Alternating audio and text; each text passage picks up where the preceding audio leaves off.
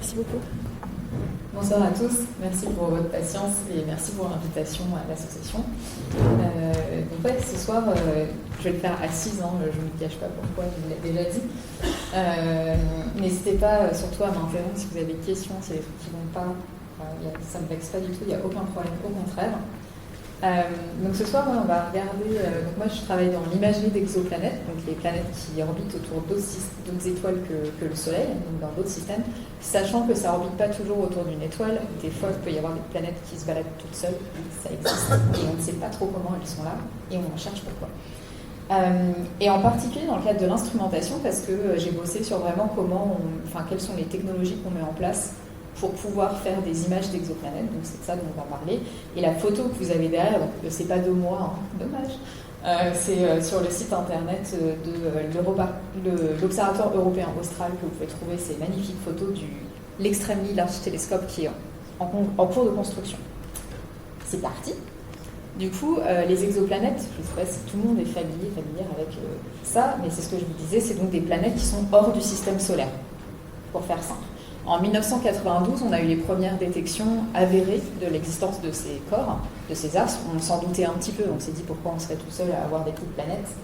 Et depuis 1992-95, on a plus de 5000 exoplanètes qui ont été détectées, confirmées, dans plein de systèmes différents. Donc on a beaucoup de systèmes avec plusieurs planètes autour d'une même étoile.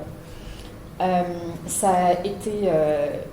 forcément, il y a un imaginaire qui s'est créé autour de ça. Donc là, par exemple, c'est le JPL à l'Université de Californie, Caltech, et la NASA qui ont fait ces superbes publicités, je ne sais pas trop comment appeler ça, mais outils de communication. Ils sont très forts en communication. En proposant des voyages vers des exoplanètes avec le design des années 30. Par contre, au niveau de l'imagerie d'exoplanètes, on en a beaucoup moins. Aujourd'hui, on en a peut-être une 50aine maximum sur 5000, donc c'est pas beaucoup, et c'est parce qu'en fait, c'est hyper technique. Mais d'abord, pourquoi est-ce qu'on voudrait absolument faire des images d'exoplanètes et pas juste les détecter avec d'autres méthodes dites indirectes? Donc on regarde en fait la lumière de l'étoile haute, et puis on voit en fait par son comportement qu'il y a potentiellement, très très probablement, des planètes autour de ces étoiles. Nous, on veut vraiment faire des photos, des images. On veut vous donner des trucs qui ressemblent à ça. C'est beau, voici devant vos yeux ébahis des planètes. C'est des petits points blancs. Donc j'ai caché l'étoile et je l'ai remplacée par une étoile, un dessin d'étoile à 5 branches. Rien à voir avec la réalité physique, mais bon, bref.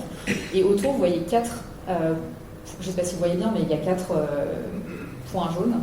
Et ça, c'est des 4 exoplanètes. Donc c'est autour du système qui s'appelle HR 8799, magnifique. C'est le nom de l'étoile haute.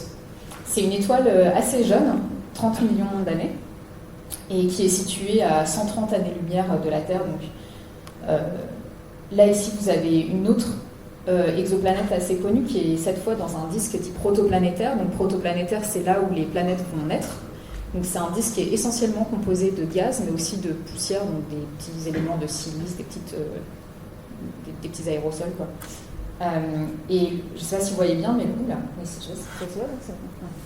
petite main, c'est perturbant. Cette petite chose est une bébé planète en cours de formation, donc on sait en fait qu'elle est toujours en train d'accréter de la matière et d'engloutir la matière du disque pour pouvoir se former. Et justement, c'était hyper intéressant, parce que c'est la première protoplanète qu'on a observée. Il y a quelques années, ça date de 2018, ça. J'étais en Allemagne à ce moment-là. Et on s'attendait, en fait, justement, à ce que les planètes accrètent le matériau dans ce disque protoplanétaire, dans ce disque de gaz et de poussière. Et effectivement, là, c'est ce qu'on voit, c'est qu'il y a un trou. Et dans ce trou, on a trouvé une exoplanète. Donc ça confirme ce qu'on pensait.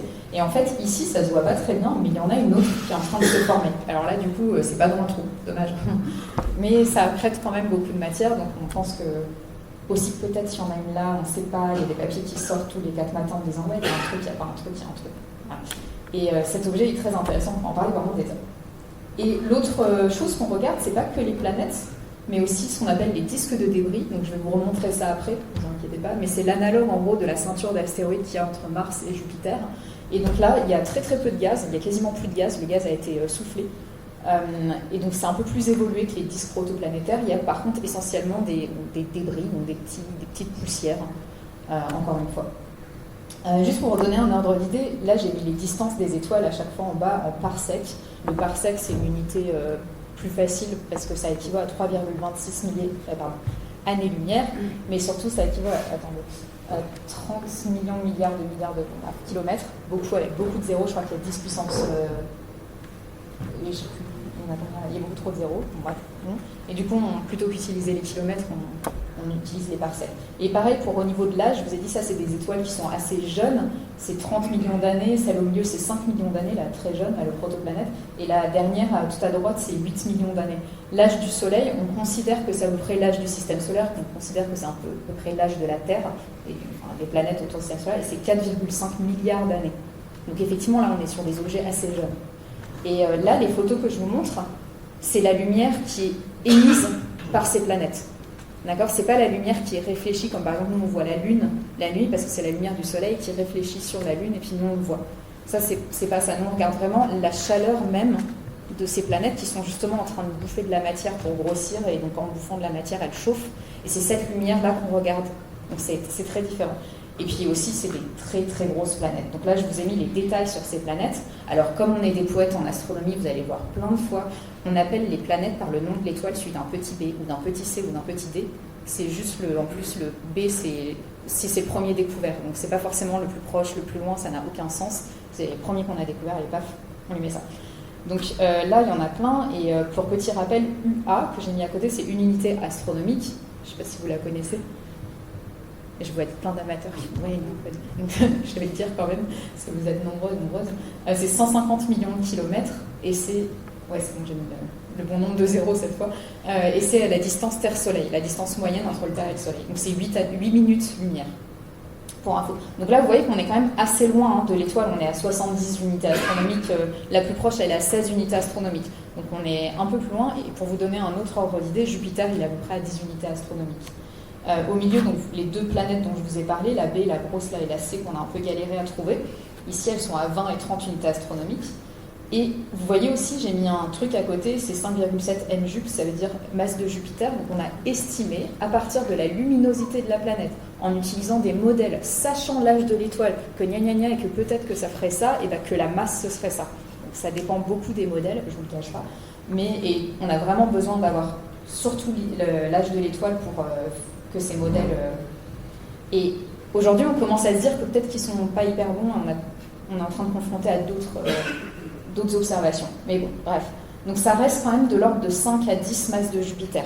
Donc c'est des grosses planètes. Jupiter, c'est la planète la plus massive de notre système solaire.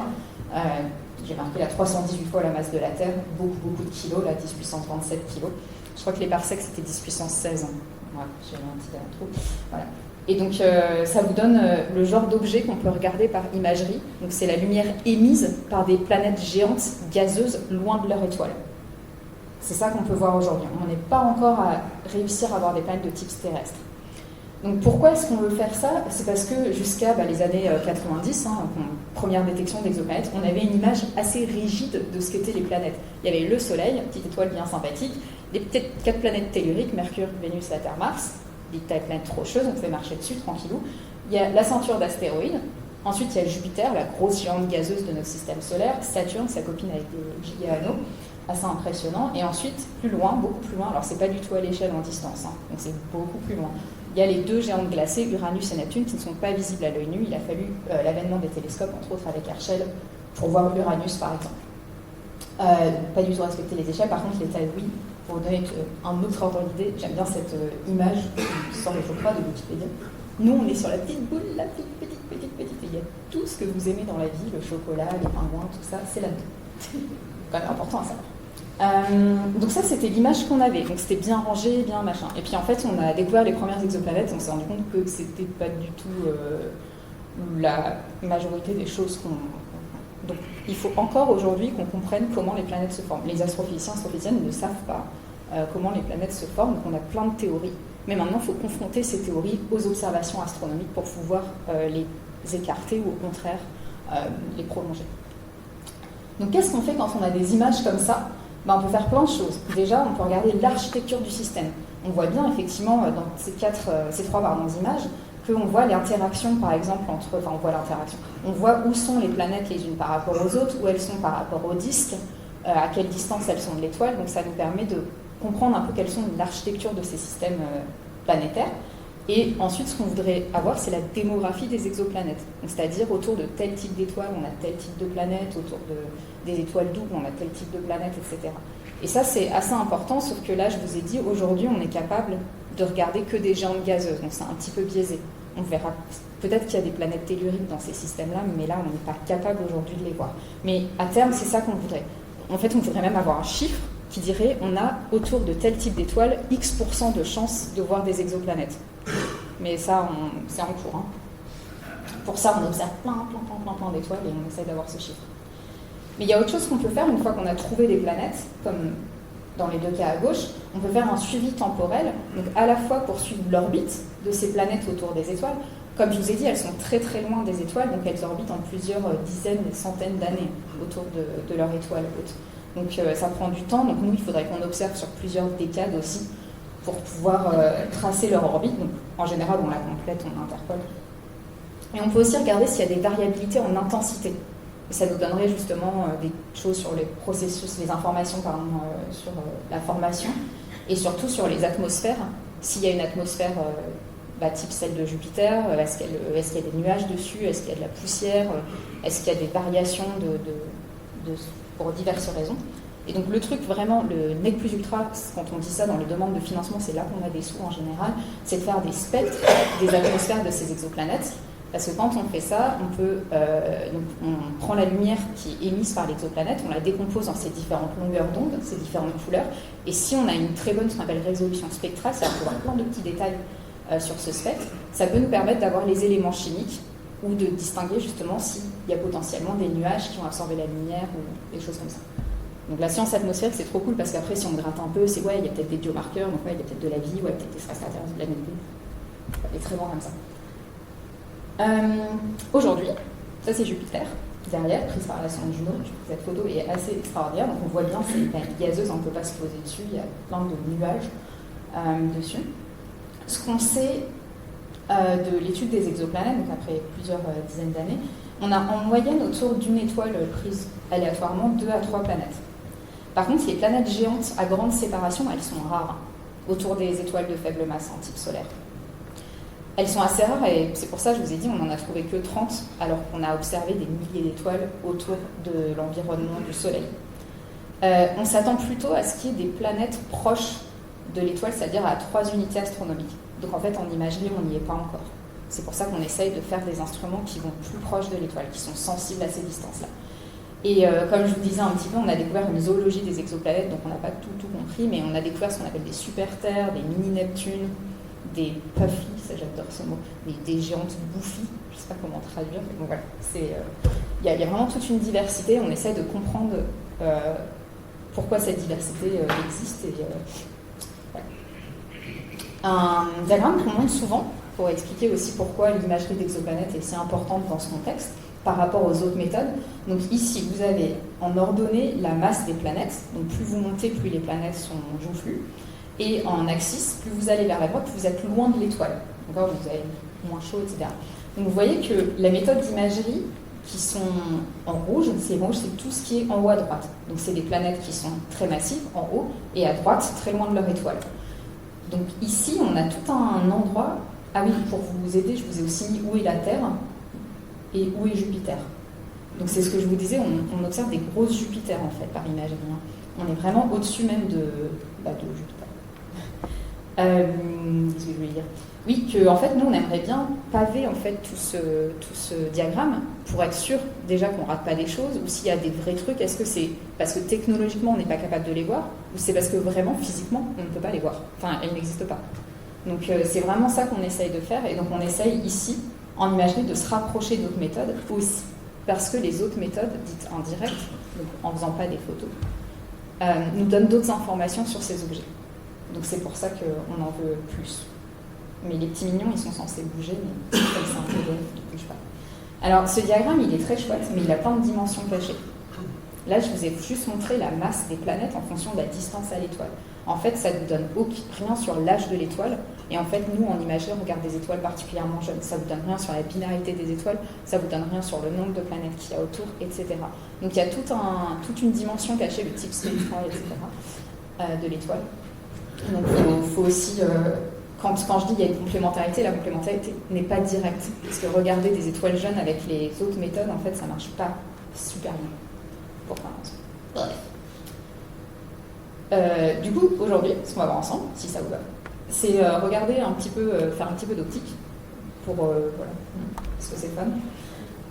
Et ensuite, je vais vous parler de comment aujourd'hui on arrive à faire de l'imagerie à haut contraste, donc de l'imagerie d'exoplanètes, avec le plus gros télescope au monde, l'un des, qui s'appelle le Very Large Telescope.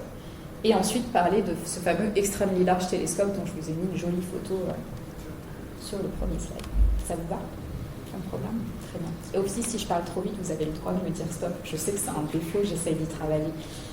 Mais n'hésitez pas. Donc, un peu d'optique dans ce monde de brut. Déjà, petit rappel, la lumière, c'est une onde électromagnétique qui va se propager dans ce sens-là. Donc, c'est juste un courant électrique qui passe. Mais surtout, cette vague-là, que vous voyez peut-être sur le schéma en haut à droite, ce qui est important, c'est que cette vague, si elle est plus petite ou plus grande, ça va définir ce qu'on appelle la longueur d'onde. La longueur d'onde, c'est la couleur, mais aussi l'énergie. Donc là, je vous ai mis à droite ce qu'on appelle un fameux spectre. Donc le visible, c'est ce tout petit arc-en-ciel ici-là. Après le violet, on a donc les ultraviolets, très énergétiques, encore plus énergétiques les rayons X, encore plus énergétiques les rayons gamma, et au contraire, de l'autre côté, si on va en dessous des rouges, on rencontre les infrarouges, encore moins énergétiques les submillimètriques, encore moins énergétiques le rayonnement radio. Donc plus la période est rapide, plus c'est énergétique. Dans le vide, la lumière se propage en ligne droite à la vitesse de 300 000 km par seconde, enfin 299, 300 000 km par seconde dans ce monde. C'est pour ça que le Soleil est à 8 minutes lumière, je vous ai dit tout à l'heure, et la Lune à 1 seconde lumière. Et en général, on représente la propagation de ces rayons lumineux par des surfaces d'onde qui sont perpendiculaires à ces rayons lumineux. Ça, c'est juste parce que je risque d'en parler après, que je préférais mettre ça ici. Donc, je vous l'ai mis en pointillé. Voilà. Il y a un phénomène qui est super important pour nous, quand on fait de l'astronomie, c'est la réfraction. Je pense que beaucoup d'entre vous sont sûrement familiers, mais je préférais quand même... C'est l'histoire du pinceau cassé dans le verre d'eau ou du message qui se lit à l'envers à travers un verre d'eau. Bref. En gros, la lumière, quand elle arrive d'un milieu à un autre, donc je sais pas, de l'air à de l'eau, elle va dévier. Et c'est vraiment à l'interface de deux milieux qui ont un indice optique différent. Donc deux milieux qui sont différents. C'est les fameuses lois de Snell-Descartes, pour ceux qui ont peut-être vu ça dans leur prime jeunesse ou plus tard.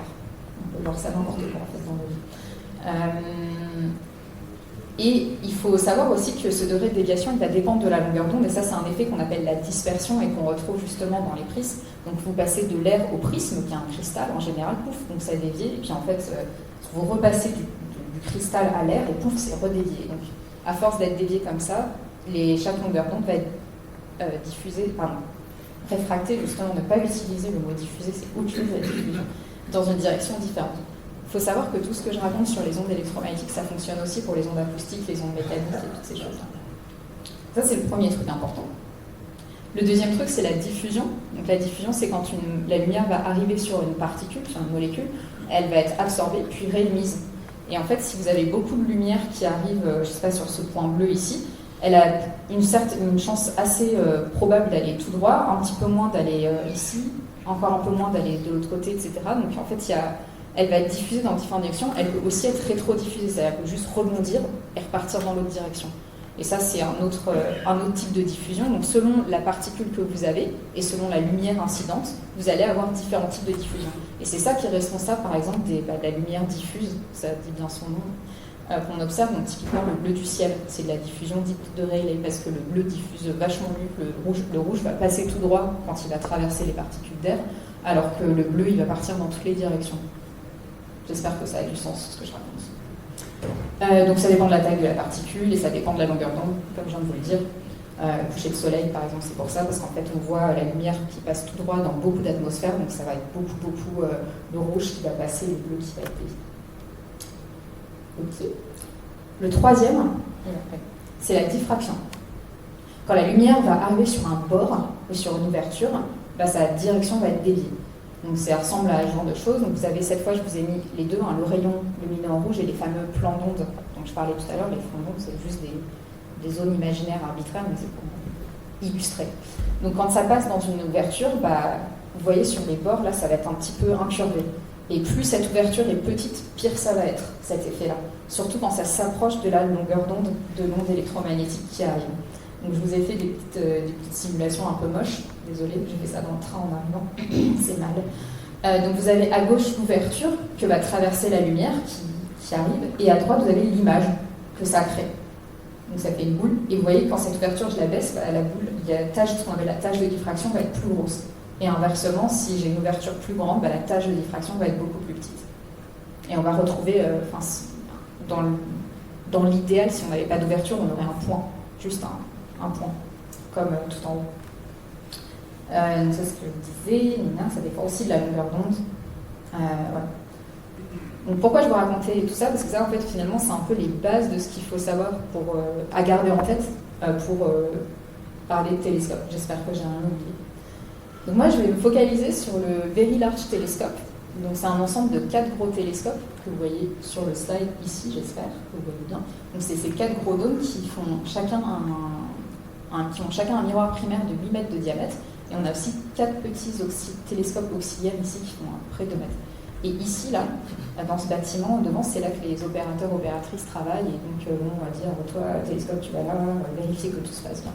Vous avez aussi une tour météo ici, et ici un autre, avec des instruments, un autre bâtiment, et puis deux autres télescopes. Le Chili, c'est, je ne sais pas si vous voyez bien ici, vous avez je vous ai mis une vue Google Maps de la Terre, centrée sur le désert d'Atacama. Donc on voit bien, c'est tout sec à cet endroit-là. Donc le Chili, c'est cette bande sur le Pacifique qui est très très sec, donc c'est un désert. Il y a un taux d'humidité qui peut descendre jusqu'à 3%. C'est très très sec. Pourquoi est-ce qu'on veut autant que ce soit very large, donc très grand? Parce qu'en fait, les télescopes, c'est d'abord des collecteurs de lumière. Plus on collecte de lumière, plus on peut détecter des objets qui sont faibles. C'est ce qu'on appelle la sensibilité. Mais aussi, en plus, quand on a des gros télescopes, on peut avoir une très bonne, ce qu'on appelle résolution spatiale, c'est-à-dire voir des détails fins. Donc plus vous avez un gros télescope, plus vous allez être capable de voir des petites choses. Vous avez sûrement fait l'expérience, si vous avez essayé une paire de jumelles, puis un télescope, qu'on voyait quand même dans les télescopes plus gros, qu'on voyait mieux des détails sur les objets qu'on regarde. Donc ça, c'est le miroir primaire, justement, de ce Very Large Telescope, ce fameux miroir qui fait 8 mètres de diamètre. Alors, il faut savoir qu'en fait, il est hyper fin. Il fait quelques centimètres d'épaisseur, même pas, et c'est pour ça que derrière, il y a plein de vérins, parce que si vous le tournez, il risque de se déformer sous son propre poids. Et ensuite, l'autre truc à savoir, c'est que pour nos yeux, un œil des yeux, pour nos yeux à nous, en fait, il n'est pas parfaitement miroir. Il est miroir parfaitement pour le domaine de l'infrarouge, parce qu'il a été optimisé pour regarder dans l'infrarouge très proche. C'est pour ça que c'est quand même un grosso modo un miroir pour nous, mais il est légèrement transparent. Vous pouvez le montrer sur la photo, le miroir? Ah ouais, c'est ça. Ça se voit ou pas? Vous voyez? Ah non, le fait qu'il soit transparent, ça se voit pas sur la photo. Ça, c'est moi qui vous le dis. C'est quand on va au télescope, je vous dis, il est légèrement transparent, mais sur la photo, on ne le verra jamais. Je croyais que vous demandiez où était le miroir, c'est ça que c'est pas hyper clair. Non, c'est ça, ok. C'est que c'est pas clair. Donc ça, c'est le miroir, je vous montrerai d'autres photos après. Ce fameux miroir de 8 mètres de diamètre. Et en fait, si aujourd'hui on ne peut pas avoir des miroirs dits monolithiques, donc en une seule pièce plus grand que 8 mètres de diamètre, c'est parce que ça se briserait sous son propre poids. Donc si on veut aller au-delà de 8 mètres de diamètre, il faut faire des miroirs segmentés, donc faire accoler plein de petits miroirs ensemble, en général, en forme d'hexagone. Et c'est ce qu'on va faire. Voilà, ça c'était pour vous donner plein de tailles. C'est pas du tout, là il y a un petit humain, mais là c'est les 4 télescopes de 8 mètres, et puis là ce qu'on est en train de construire, c'est ce truc-là, donc c'est relativement beaucoup plus gros. Ça c'est une image Wikipédia qui est plutôt bien faite, mais je crois qu'elle n'est pas mise à jour. Donc le télescope, aujourd'hui il a 3 miroirs. Quand on se met dessous, on voit ça. Donc ça c'est le miroir primaire que je vous ai montré tout à l'heure. Et ici, je vais vous expliquer exactement pourquoi il est là, mais il y a ce qu'on appelle le miroir tertiaire ici qui est un petit peu incliné. Et si on regarde au-dessus, ici, on a ce qu'on appelle le miroir secondaire, et les araignées, ou spider, j'ai mis ça en anglais, qui vont tenir, c'est la structure en métal qui va tenir ce miroir secondaire, parce que malheureusement, il ne peut pas tenir tout seul. Il y a des gens qui pensaient mettre un drone, c'est pas... Et du coup, quand on regarde au télescope, finalement, ce qu'on va voir, c'est justement l'occultation centrale, enfin, l'ouverture du télescope, les 8 mètres de diamètre. Puis on va voir un petit trou, parce qu'il y a la présence de ce miroir secondaire et les fameuses spiders, les araignées qui vont tenir. Et vous vous rappelez, je vous avais parlé tout à l'heure de la diffraction.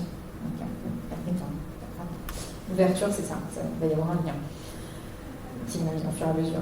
Alors, du coup, la lumière, elle va venir du ciel, logique, et elle va rebondir d'abord sur ce fameux miroir primaire, d'où son nom, et comme il est un peu en forme de parabole, ça va converger vers le miroir secondaire, et ici, en fait, on pourrait mettre un instrument de mesure, donc un détecteur. Quand je dis instrument, c'est une caméra, un machin, pour analyser la lumière.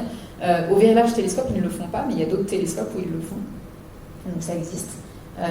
Mais sinon, la lumière va rebondir sur ce miroir secondaire qui est en haut et converger cette fois vers le fameux foyer Cassegrain, le foyer primaire, pas primaire, secondaire. Et là, on peut mettre aussi des instruments. Alors, c'est cool, mais ça bouge avec le télescope. C'est-à-dire que si vous penchez vers l'avant, ça fait cling-cling dans la boîte. Donc, il faut que tout soit bien vissé.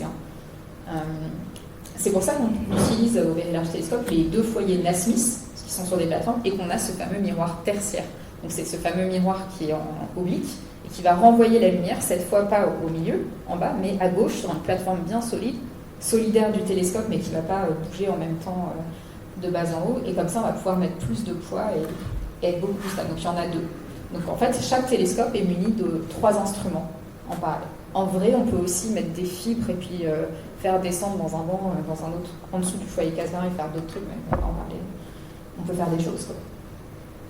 Il y a même des gens qui s'amusent à relier plusieurs instruments entre eux d'une plateforme à une autre. C'est très rigolo.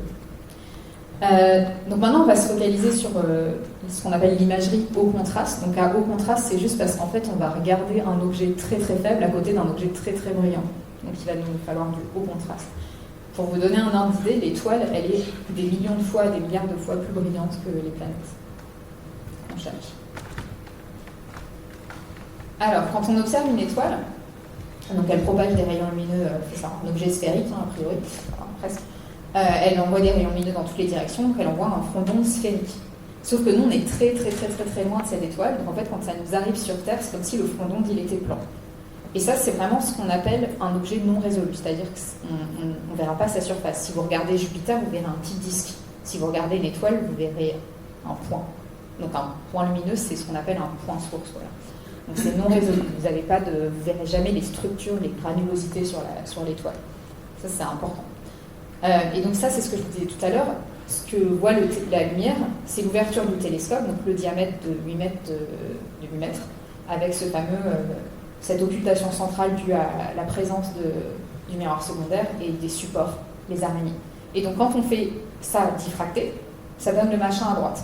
Donc ça, c'est si vous aviez c'est l'image idéale, mais genre vraiment si vous avez 0 défaut, il n'y a rien, il y a un détecteur absolument parfait, qu'il n'y a pas de bruit, etc., vous devriez obtenir ça avec votre télescope. Et ça, je vous présente devant vos yeux ébahis.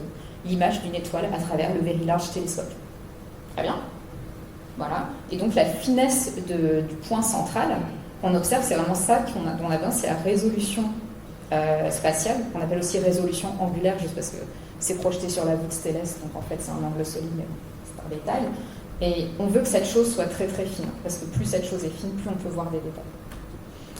Et surtout, si on a une petite planète qui est à côté, on veut vraiment que ce soit fin, parce qu'on ne veut pas qu'il y ait un mélange des 2 signaux. Donc c'est pour ça qu'on a vraiment besoin d'avoir une très bonne résolution spatiale. Sauf que, quand on regarde une étoile, avec le télescope là, c'est ça qu'on voit. Donc je vous ai laissé la petite tâche, la taille qu'elle devrait faire théoriquement. Vous voyez que c'est quand même une grosse patate qu'on voit à la place. Là, en fait, en termes de résolution spatiale, pas en termes de sensibilité, on capte beaucoup de photons, on capte beaucoup de lumière, on est content, mais en termes de résolution spatiale, c'est comme si on regardait avec un télescope de 10 cm. Où va notre argent? Pourquoi est-ce qu'on a autant d'argent pour faire des gros télescopes comme ça? Et là, justement. Et donc pour ça, il va falloir réparer, mais d'abord comprendre d'où ça vient. Donc d'où ça vient, c'est parce qu'il y a l'atmosphère terrestre entre l'étoile et nous. Et donc l'atmosphère terrestre, c'est essentiellement constituée d'air, de d'eau, de dioxygène, d'azote, tout ça, et un peu trop de CO2 ces temps-ci. Et en fait, cette air, il se trouve que c'est un très mauvais conducteur thermique, c'est-à-dire que le soleil va chauffer pendant la journée le sol, puis après le soleil il va aller se coucher, et il va faire beaucoup plus froid, donc cette chaleur elle va monter, il va y avoir des échanges thermiques, mais ça va pas bien se mélanger. Donc il va y avoir des espèces de bulles, de cellules d'air chaud et des cellules d'air froides. Et elles vont être transportées par le vent, ça va se mélanger dans tous les sens, mais pas se mixer, quoi. Et, important, l'indice optique de l'air dépend essentiellement de la température, de sa composition, mais bon, pour une composition donnée, on va dire que, et un petit peu de la pression, mais bon, ça reste marginal. Donc l'indice optique dépend de la température. Donc en fait, quand votre rayon lumineux il va arriver sur une petite bulle d'air chaud, il va être un petit peu réfracté, on en a parlé tout à l'heure, là, comme avec l'eau, puis après il va avoir une bulle d'air froid, il va être réfracté dans un autre sens, puis une bulle d'air chaud, comme ça. Il va faire des petites variations, donc son trajet va être perturbé par la traversée de ces petites bulles d'air chaud et d'air froid. Donc les rayons sont réfractés. Et c'est ça qui va causer la turbulence atmosphérique. Parce que quand le front d'onde va arriver au télescope, plutôt qu'être plan, comme si on était dans l'espace, tout est parfait, il va être un petit peu distordu. Il ne va pas être plan, il va être avec des petites vaguelettes. Et donc quand il va rentrer dans notre télescope, que j'ai représenté par un magnifique entonnoir, parce que finalement, qu'est-ce qu'un télescope à part un entonnoir? C'est-à-dire qu'il capte de la lumière, il focalise tout sur un détecteur. Ne m'en voulez pas d'avoir dit ça. Les rayons lumineux vont arriver au détecteur dans un ordre complètement incohérent. Ça va provoquer des interférences destructives et constructives. Bref, ça va faire ce qu'on appelle des tablures, qui est un gros mot pour dire des grumeaux. Voilà.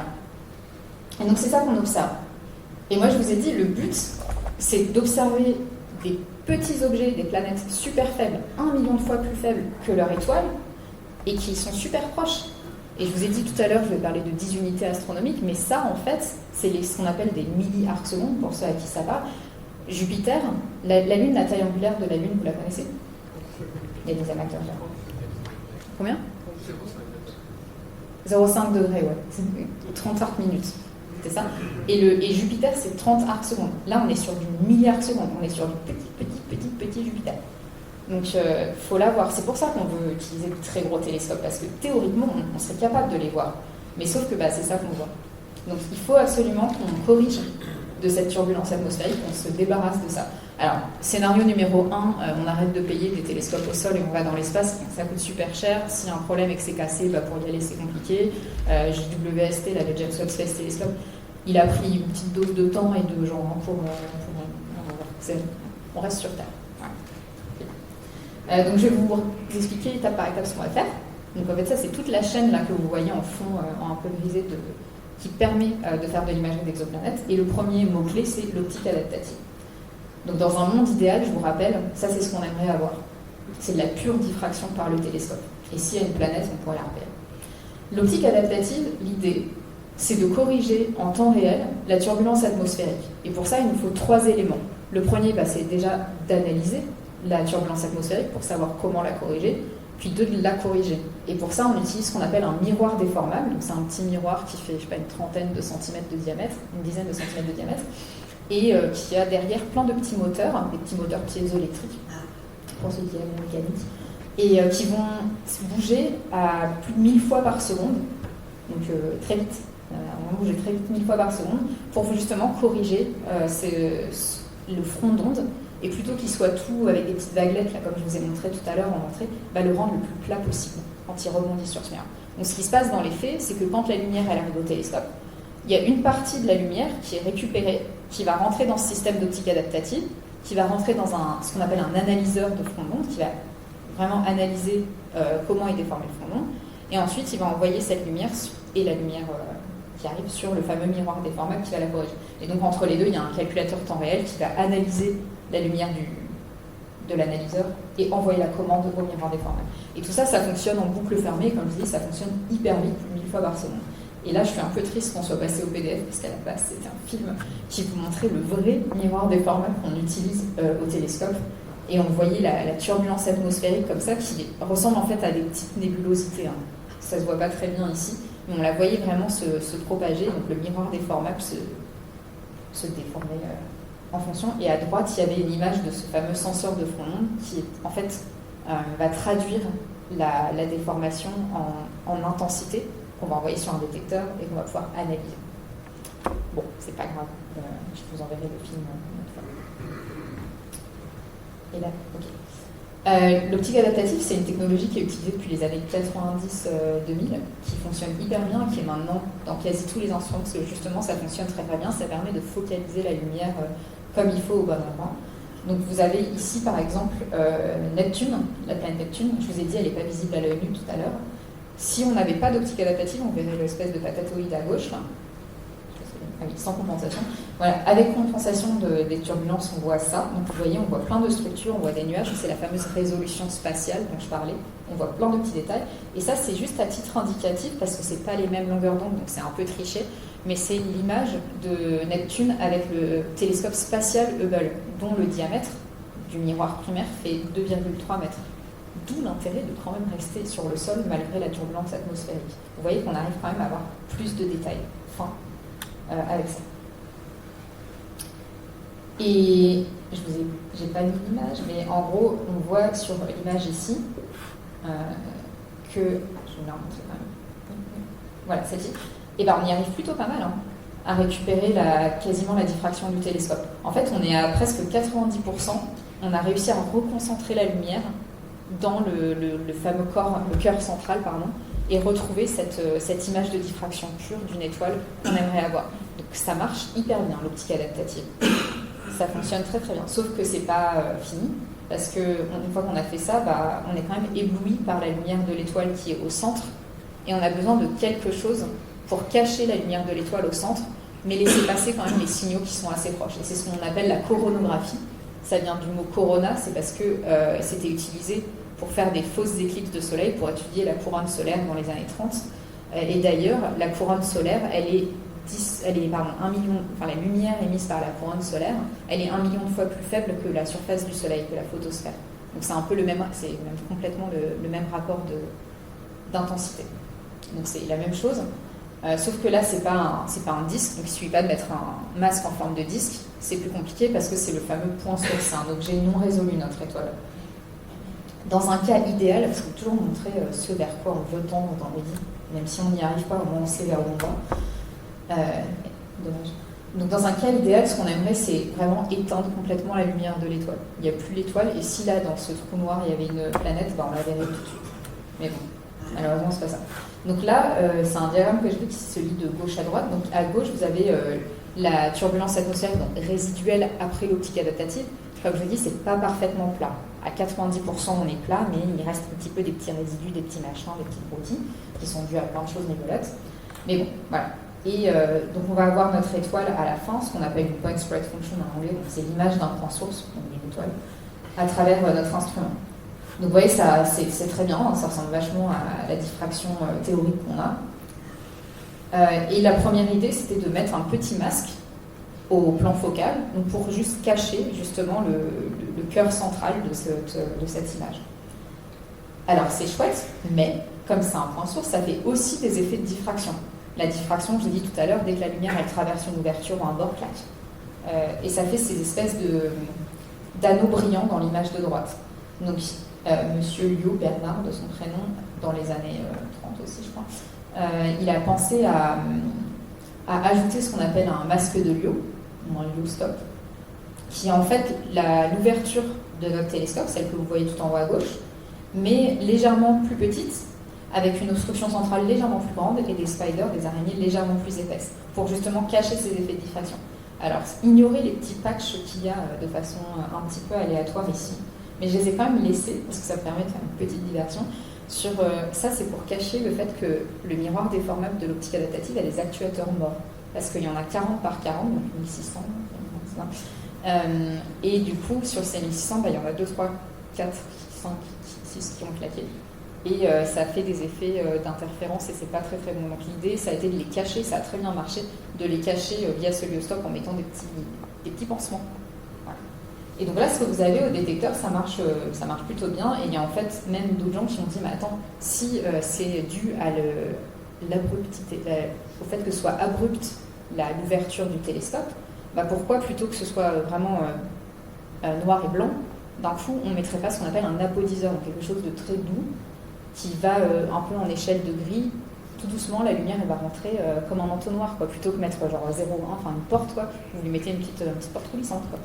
Et bah ça aussi, ça marche, et donc c'est ce qu'on utilise aujourd'hui. On rajoute cet élément, et à la fin, on arrive à avoir, et j'aurais dû remettre l'image de là, voilà, on arrive à avoir l'image qu'on voit ici, et vous voyez que ça fonctionne très très bien. Donc on arrive à bien cacher la lumière de l'étoile. Alors, les mauvaises langues vont dire oui, mais attends, c'est quand même vachement brillant au milieu. C'est vrai que t'as pas tout éteint. Bon, ok, d'accord, c'est vrai.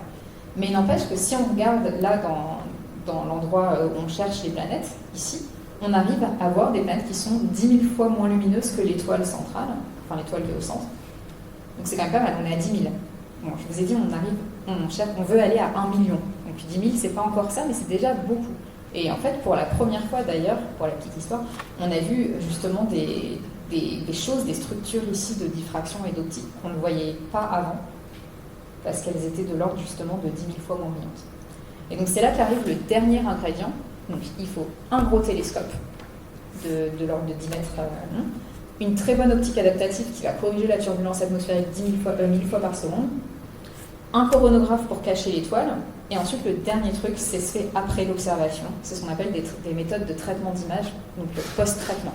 Donc une fois qu'on a récupéré les images, on va les collecter, on va les mélanger comme il faut, et on va essayer d'enlever la lumière de l'étoile qui reste et qui nous cache la vue des planètes, et retrouver les 4 planètes que je vous ai montrées au début. Donc on a mis un masque numérique ici, donc j'ai juste enlevé tout ce qui se passait, mais en fait en combinant intelligemment toutes ces images, donc en général on va regarder l'étoile pendant 1 heure, et en les combinant intelligemment, on va pouvoir récupérer le signal de ces planètes plutôt bien. Là, on a des signaux assez forts. Pareil, dans l'idéal, ce qu'on voudrait, ce serait un truc blanc-noir. On dit là, il n'y a pas de planète, là, il y a une planète. Mais c'est pas comme ça que ça se passe. En vrai, on a une probabilité de détection dans la oui, il y a 90% de chances d'avoir une planète. Voilà. Et donc, ah oui, bah là, c'était un film aussi. C'est pas grave. Donc on a fait pas mal de découvertes avec ces méthodes. Donc l'assortiment de ces 4 gros piliers, un gros télescope, une optique adaptative, un coronographe et des méthodes de traitement d'image. Et donc on a découvert 5 ou 6 planètes grand max. C'est pas fou non plus pour les milliers de planètes d'étoiles qu'on a observées. Mais c'est déjà pas mal, donc là on l'a découverte. Et moi je bossais justement essentiellement sur ces algorithmes à la fin de post-traitement. J'ai fait ma thèse de doctorat là-dessus. Et donc on a fait les images avec un collègue là que vous voyez au milieu, d'essayer de trouver comment optimiser ces traitements d'images. Et donc on avait ici à droite vous avez un spectre qu'on a récupéré de cette détection. Donc 51 Eridani, c'est le nom de l'étoile, et petit b parce que c'est la première planète qu'on a trouvée autour. Et voilà, donc ça nous permet de voir sur quelques longueurs d'onde, donc c'est assez grossier, et faire tourner des modèles atmosphériques pour dire il y a peut-être du méthane dessus, peut-être qu'il y a de l'absorption avec de l'eau. Ça reste très grossier. Voilà, ça va. Ok. Alors ça, c'était la théorie. Dans la vraie vie, il se passe plein de trucs. Donc dans la vraie vie, en fait, les méthodes de traitement d'image que l'on doit développer, elles doivent être adaptées à tous les cas de figure. Et là, je vous ai mis une galerie des images qu'on a avec notre super instrument qui s'appelle Sphère, d'ailleurs, je ne l'ai pas dit. Voilà, qui est sur une de ces plateformes NASMIS dont je vous ai parlé, là au foyer NASMIS, du Very Large Telescope. Et vous voyez, c'est très très varié, quoi. Il y a plein de choses. Il y a pas mal de résidus. Forcément, en fait, on regarde des choses qui sont des millions de fois moins brillantes des 10 000 fois moins brillantes. Donc, on va avoir plein de résidus de turbulence atmosphérique. Dès qu'il y a un petit grain de sable sur notre chemin optique, on va voir tout de suite la trace de doigt, tous ces trucs-là. Donc en fait, comprendre comment la lumière de l'étoile va se répartir dans ces images, c'est vraiment hyper important pour avancer. Donc non seulement pour faire des méthodes de traitement d'image, mais surtout pour concevoir les futurs télescopes qui vont observer les exoplanètes. Voilà. Et ça, c'était une petite illustration à la fin pour dire, donc, comme je vous ai dit, un peu le nec plus ultra, notre rêve, c'est de réussir à avoir l'image d'une planète terrestre. Et ça, c'est l'image de la Terre dans les années 70 par Voyager 1, dans les années 80. Alors que Voyager 1, la sonde, elle est à 6 millions de kilomètres de la Terre. Donc on voit ce petit point bleu, tout petit. On a du boulot. Ça va jusque-là? Eh bien, bien. J'ai commencé à quelle heure? Ok. Donc on va passer à l'Extremely Large Telescope.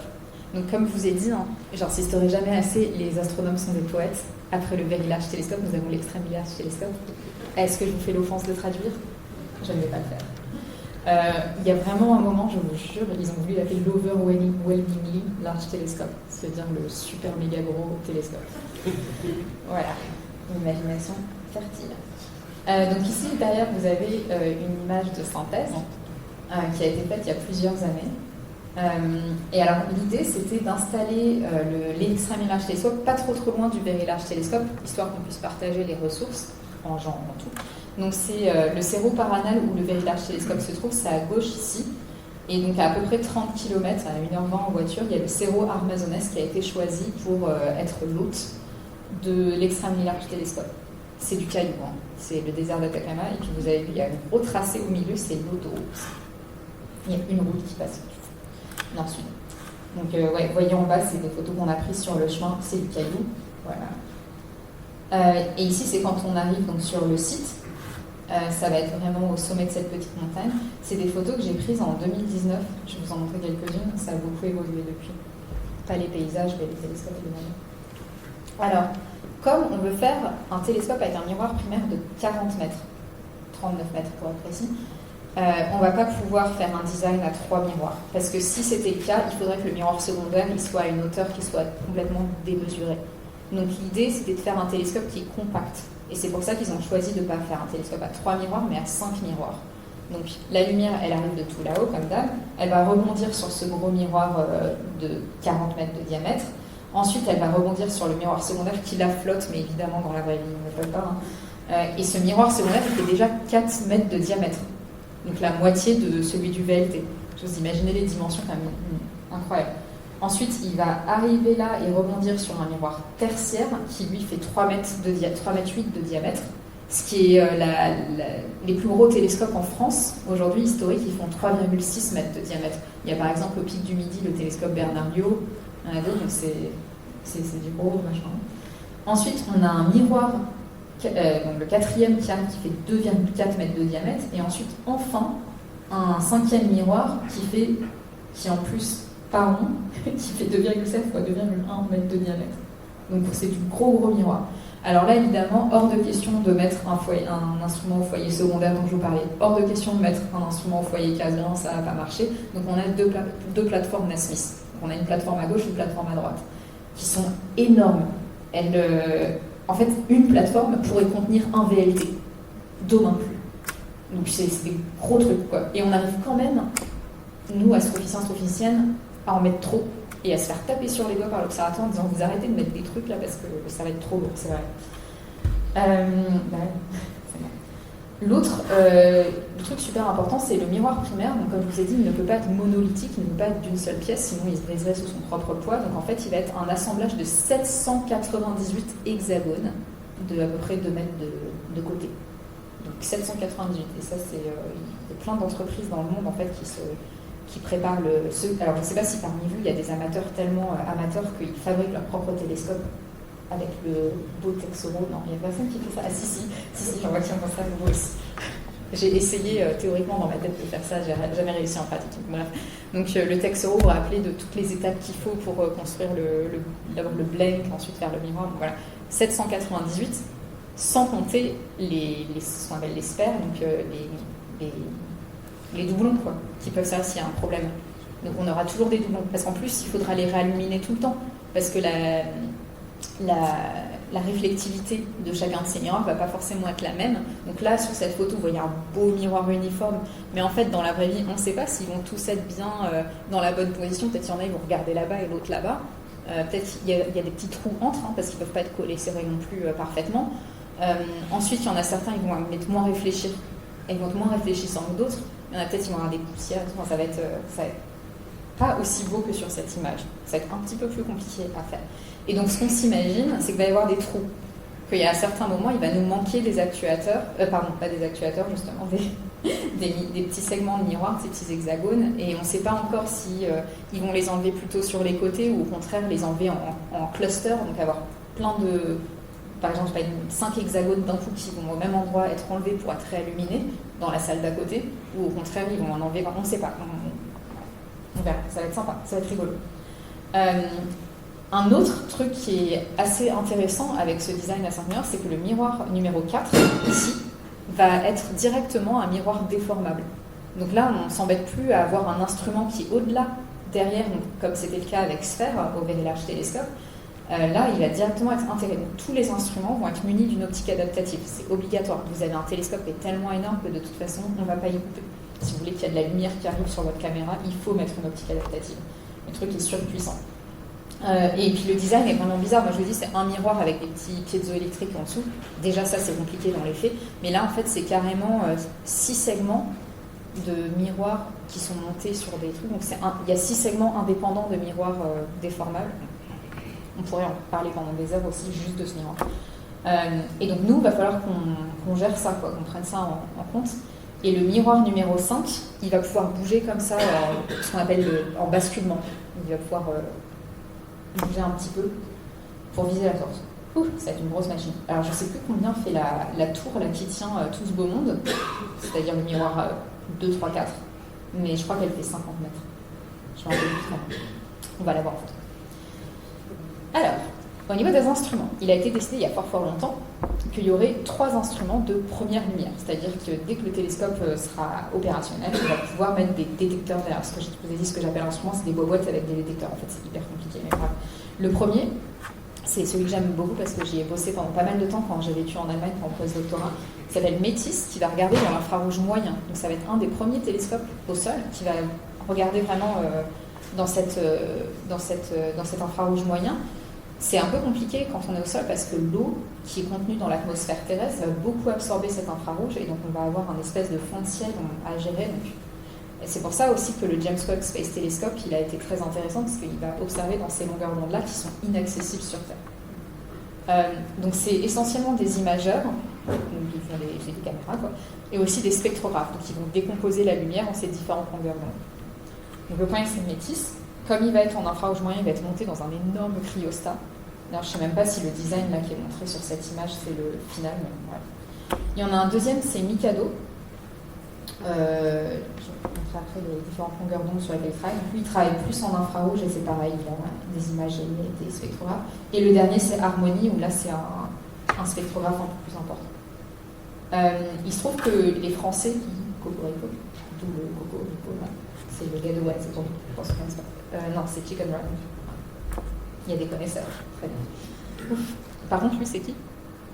Lui, il est voilà, c'est gros. C'est le faux pingouin avec sa crête. Il a mis un gant pour faire genre c'est un coq. Donc Mikado et Harmony, donc il y a beaucoup d'équipes françaises qui sont impliquées dans la construction, la conception de cet instrument, et puis dans Métis pas vraiment, mais bon, il y a 2-3 personnes comme moi qui ont bossé avec eux, et puis de toute façon, c'est des projets internationaux, donc on se parle, quoi. Donc ça, c'est les domaines de longueur d'onde dont je vous ai parlé. Donc Métis qui est dans l'infrarouge plutôt loin, donc à 3 à 15 micromètres pour ceux qui aiment les chiffres et qui connaissent toutes ces valeurs, et puis les autres, les infrarouges un peu plus proches. Et le truc important, c'est que tous ces instruments, ces 3 instruments, vont être munis de ce qu'on appelle un mode haut contraste, c'est-à-dire d'un coronographe. L'optique adaptative, je dis, elle est là. Par contre, il y a un coronographe. Et au niveau des traitements d'image, on verra ce qu'on a, parce que déjà ça. Alors par contre, les coronographes qu'on a pour cet énorme télescope, ça ne va pas être des coronographes aussi simples, avec beaucoup de guillemets que je vous ai montré tout à l'heure, celui qui est dans Sphère, par exemple, au Very Large Telescope, mais ça va être des coronographes un peu plus bizarres, qui vont agir différemment sur la lumière, mais bon, le concept est le même.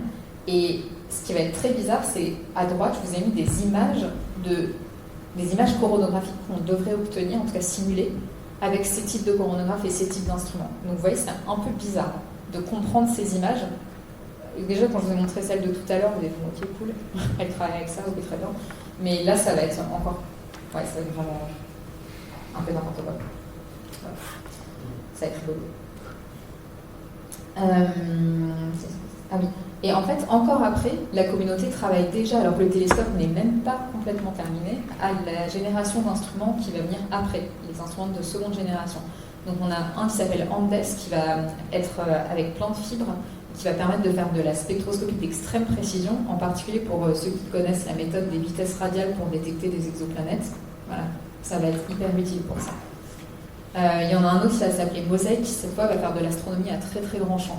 Ah oui, parce que je ne vous ai pas dit, mais une des particularités des exoplanètes, c'est qu'on regarde une étoile, donc en fait on s'intéresse plus ce qu'il y a autour de cette étoile. Donc le champ de vue de notre instrument est très très petit. Mais je ne vous ai pas dit j'aurais dû le marquer, mais pour Harmonie et Mikado, c'est des champs qui sont quand même relativement plus grands. Donc les modes au contraste sont des petits champs de vue, mais pas que. Donc là, voilà, ce qu'il va pouvoir faire de l'avancement, c'est qu'il y a même un autre truc qui s'appelle le PCS, je ne sais même plus ce que ça veut dire, Planet quelque chose, Saturn. Il n'a même pas de design, et là, on est en train de commencer à rassembler la communauté internationale pour essayer de savoir qu'est-ce qu'on voudrait avoir, et le PCS, ce serait un super sphère. Donc ce serait vraiment un instrument complètement 100% dédié à l'imagerie d'exoplanètes. Ce qui n'est pas le cas des instruments que je vous ai montrés. Ils ont un mode pour regarder des exoplanètes, mais ils ne sont pas 100% dédiés à ça.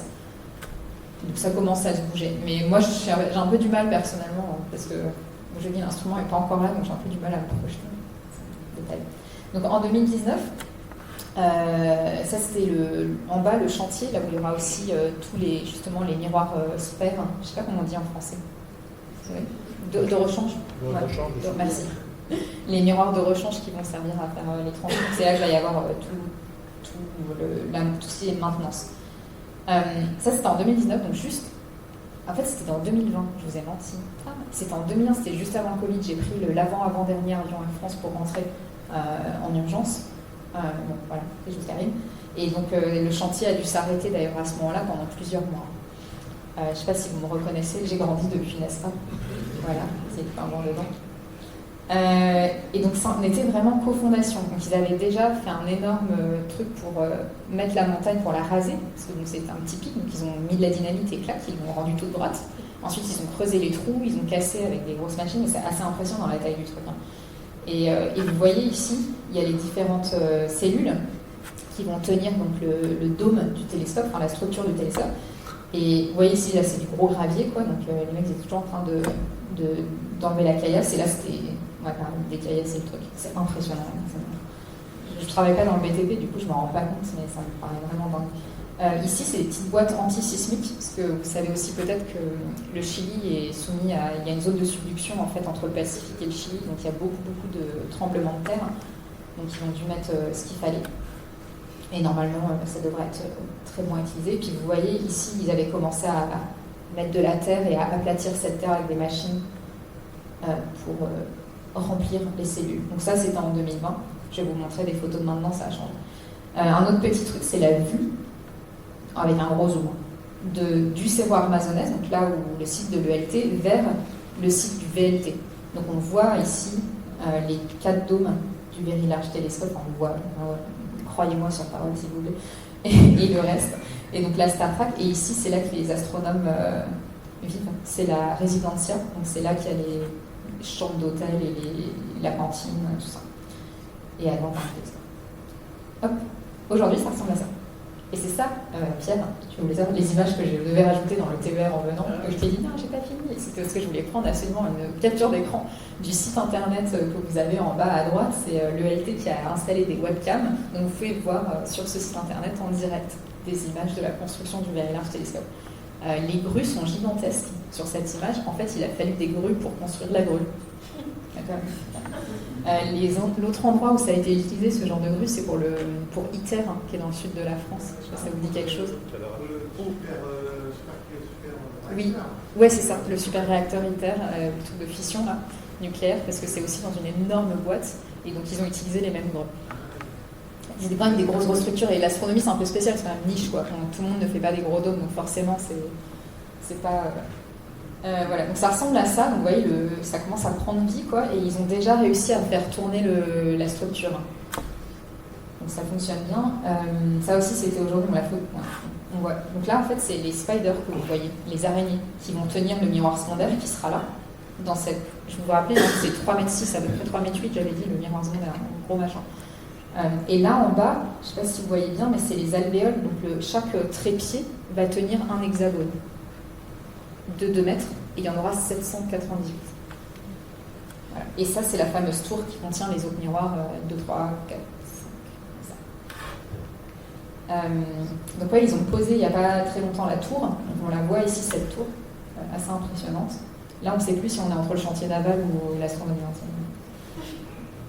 Et là, cette photo absolument incroyable, qui a été prise par un drone, qui montre la vue du dessus, on voit justement ces petits trépieds, donc ça devient réel, c'est un vrai truc. Moi j'avais des doutes vraiment pendant longtemps. Et le chantier autour, et ce qui est assez impressionnant, enfin là on voit pas très bien, mais donc ici entre le bord en bas du télescope et la falaise, en fait il y a une dizaine de mètres. Ça m'avait marqué quand j'y avais été en 2020, donc c'est vraiment, enfin c'est pas beaucoup, hein. Faut pas tomber. Voilà, donc c'est tellement énorme. Une autre vue, on voit là cette fois à l'intérieur cette fameuse tour qui va contenir les miroirs 3, 4, 5. Et la structure qui va permettre au télescope de le faire basculer comme ça pour pouvoir viser les étoiles. C'est assez impressionnant. Je vous la laisse parce que je trouve ça assez impressionnant. Puis ils font ça bien à l'Observatoire européen austral, à l'ESO, ils font de la belle communication avec des couchers de soleil rasants. Enfin, c'est très chouette. On va passer au plus. C'est beau. Alors, maintenant le pari, c'est quand est-ce qu'on va pouvoir voir les premières lumières. Parce qu'en fait, derrière ces belles images, il y a eu plein de trucs. À un moment, la société qui a fait le dôme a fait banqueroute, il y a eu le Covid évidemment, mais encore avant ça, je ne sais pas si vous vous souvenez, il y a eu les manifestations au Chili pour changer la constitution en 2019. Donc il s'est passé beaucoup de choses qui ont fait que ça a pris du retard. Il faut savoir que souvent, quand il y a un projet européen, il y a son homologue américain qui est en cours. Donc effectivement, il y en a un qui s'appelle le Giant Magellan Telescope. Donc c'est aussi un observatoire qui voudrait être mis, qui est en cours de construction au Chili, sur un autre site qui s'appelle Las Campanas, dont la première lumière est prévue en 2029, donc pareil, plus ou moins quelques années. Mais l'idée là, c'était pas de faire un énorme télescope, c'était de segmenter des télescopes de 8 mètres, parce que ça on sait faire. On en a 4 au VLT.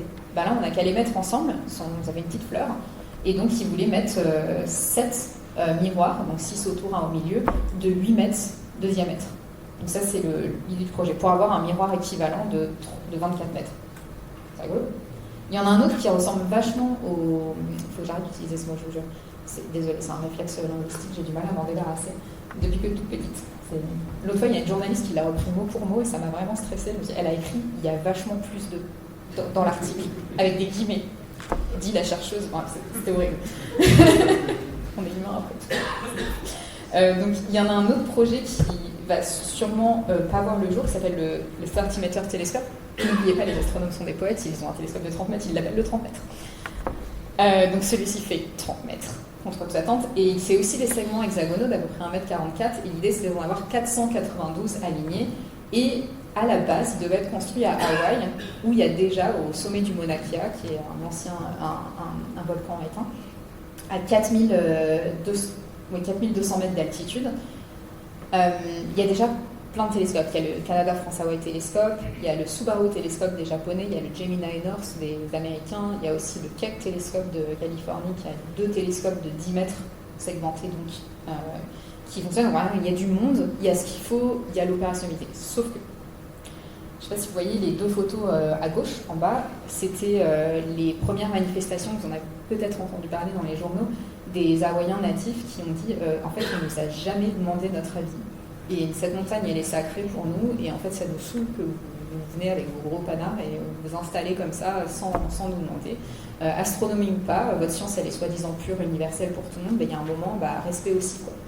Donc ça a posé plein de débats, et j'aime beaucoup l'image en bas à gauche de ma collègue, dont le nom a disparu malheureusement, je vous l'enlève, qui montre justement un site de recueillement et un site religieux avec les télescopes en arrière-plan. Je trouve que cette image, elle est vraiment très belle. Et elle parle beaucoup. Et finalement, c'est un peu comme si, je sais pas, on arrivait chez les Japonais, on disait hey, on va mettre un télescope sur le mont Fuji, pouf, personne n'accepterait ça. Ou mettre que des gens, ils déboulent et puis ils disent tiens, on va mettre sur une gargouille de la Notre-Dame, paf, en télescope. Donc, on serait pas hyper content. C'est un peu pareil ce qui se passe. Et il y a un dialogue en fait qui a été fermé très tôt, et en fait là, on se prend les retours de bâton, enfin, en tant que société en général, les retours de bâton de ça, et puis évidemment. Les retours de bâton de se rendre compte que toute la richesse, que ce soit de l'astronomie ou des pays en général, vient du colonialisme.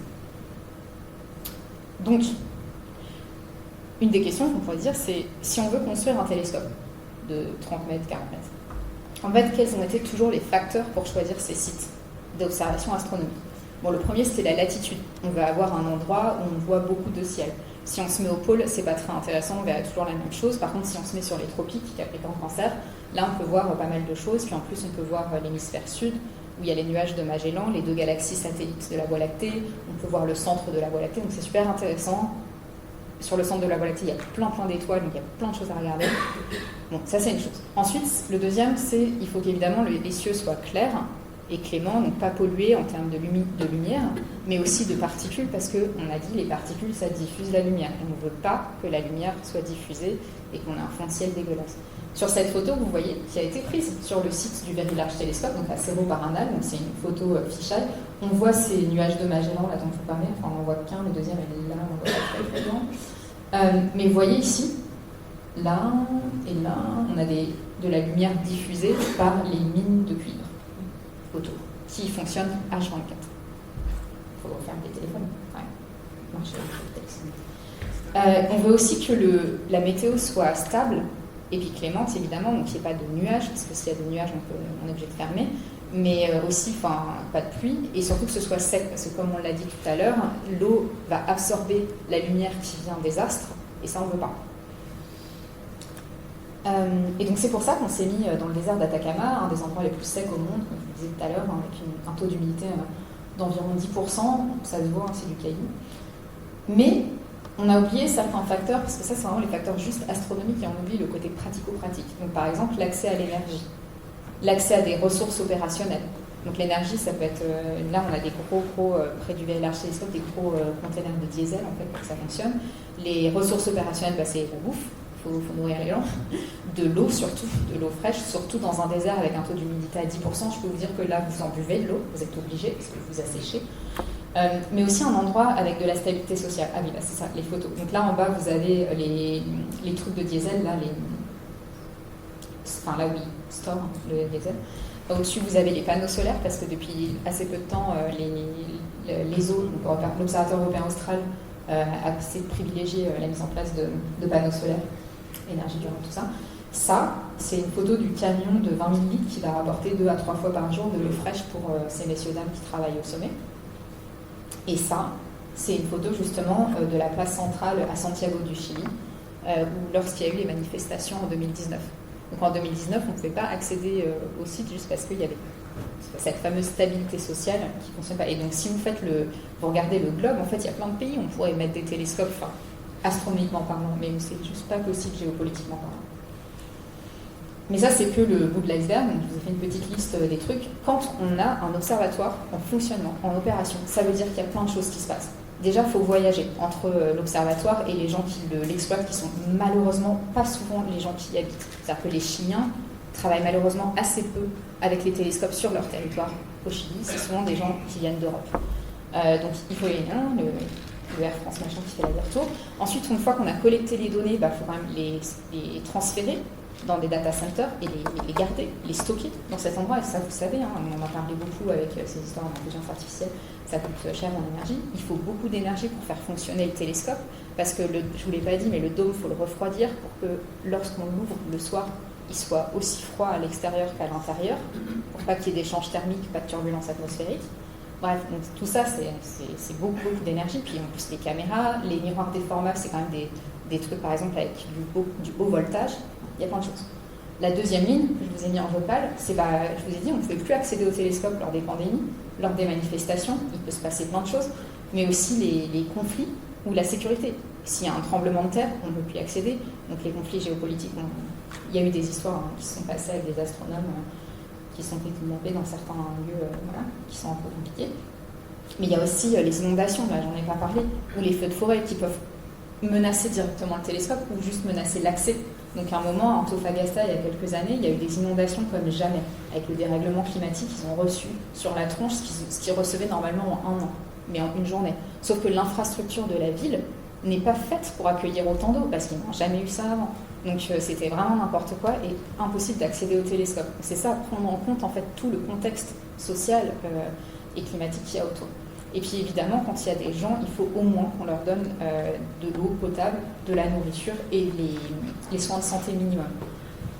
Trois petits points, il y a plein de choses auxquelles on pourrait penser. Donc aujourd'hui, on essaie de repenser tout ça en parlant en plus aussi de Hawaï, donc tous les aspects colonialistes derrière ça et comment impliquer au mieux les gens qui vivent déjà sur place.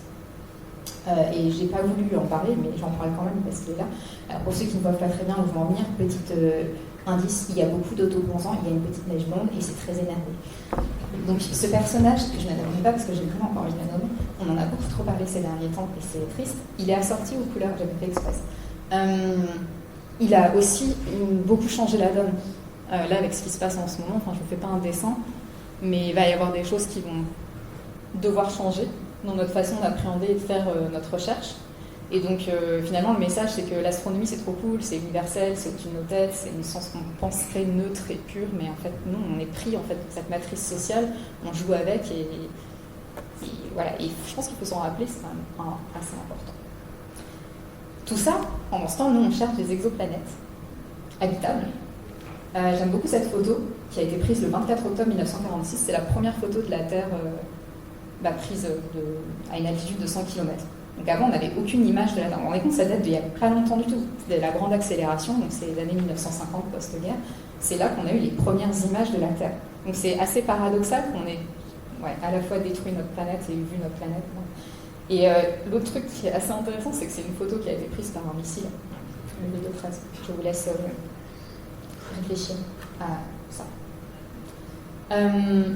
Une petite liste non exhaustive de pourquoi on pense, astronomiquement parlant, qu'il y a de la vie sur Terre telle qu'on la connaît aujourd'hui. Donc déjà, on a une petite étoile très sympathique, le Soleil, qui est toute seule.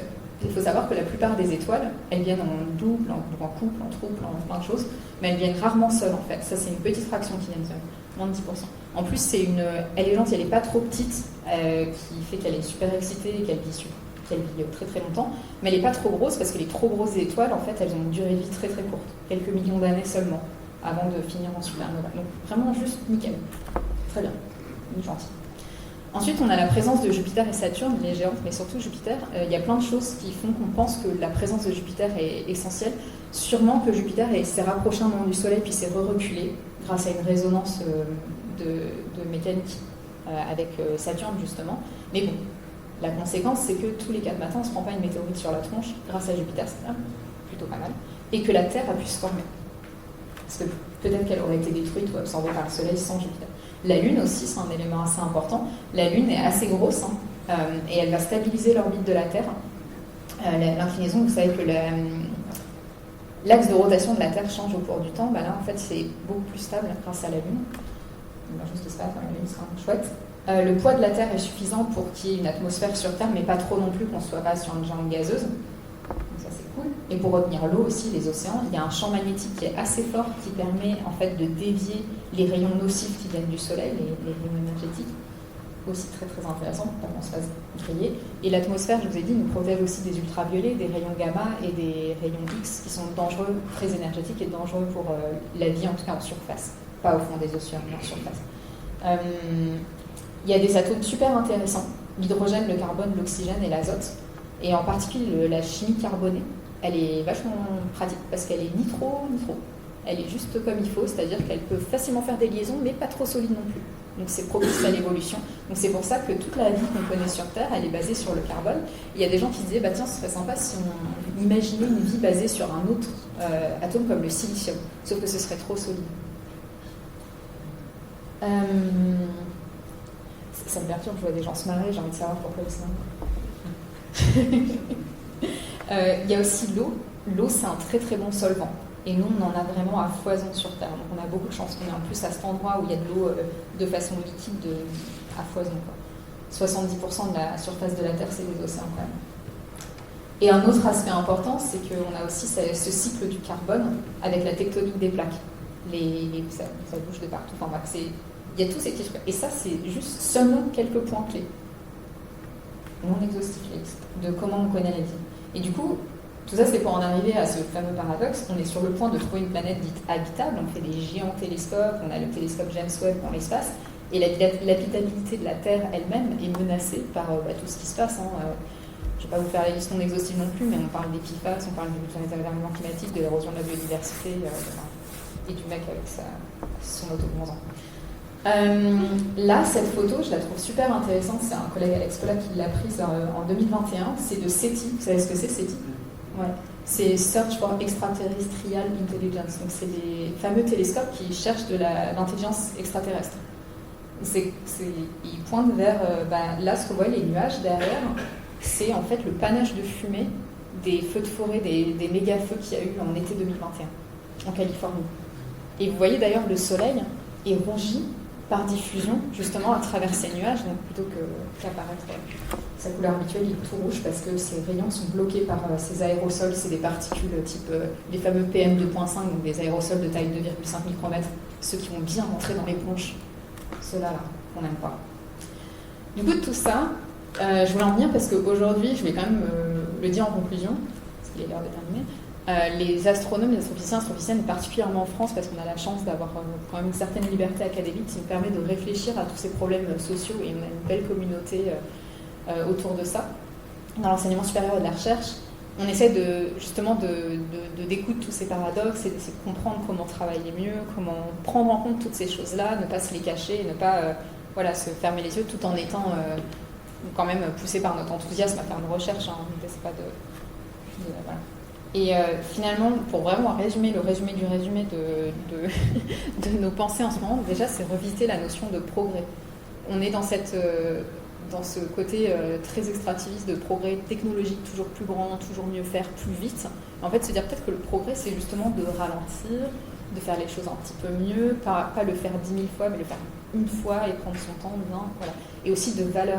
C'est quoi la valeur d'avoir cartographié Mars au pouillème près, au micromètre près, alors qu'il y a plein de choses qu'on ne connaît pas sur Terre, en termes d'agriculture, en termes de santé humaine, en termes de plein de choses, de santé mentale, la santé des femmes, n'en parlons pas. Enfin, il y a plein de choses comme ça, mais c'est une question de valeur. Pourquoi on a priorisé certaines recherches par rapport à d'autres? Et en astronomie, on a toujours été plutôt du bon côté. On a eu de la chance, on est bien vu par les gens. C'est pour ça que vous êtes là ce soir. Aussi cette notion d'accepter justement le changement de paradigme, parce que ça fait mal toujours quand on dit en fait ça fait 30 ans que tu vis avec des lunettes roses et puis quand on t'enlève les lunettes, tu ne sais pas, mais c'est dur, mais c'est aussi beau en tant qu'humain d'accepter que justement ça évolue, qu'on change d'avis, de paradigme, de façon de faire les choses. Et surtout tout ça, je pense que la base c'est de nourrir l'espoir de changer nos sociétés, de l'améliorer, de faire en sorte qu'on arrive à vivre tous ensemble de façon mieux, de façon durable sur cette jolie petite planète bleue qui nous abrite, tous et toutes, et tous qu'on connaît. Voilà, merci beaucoup.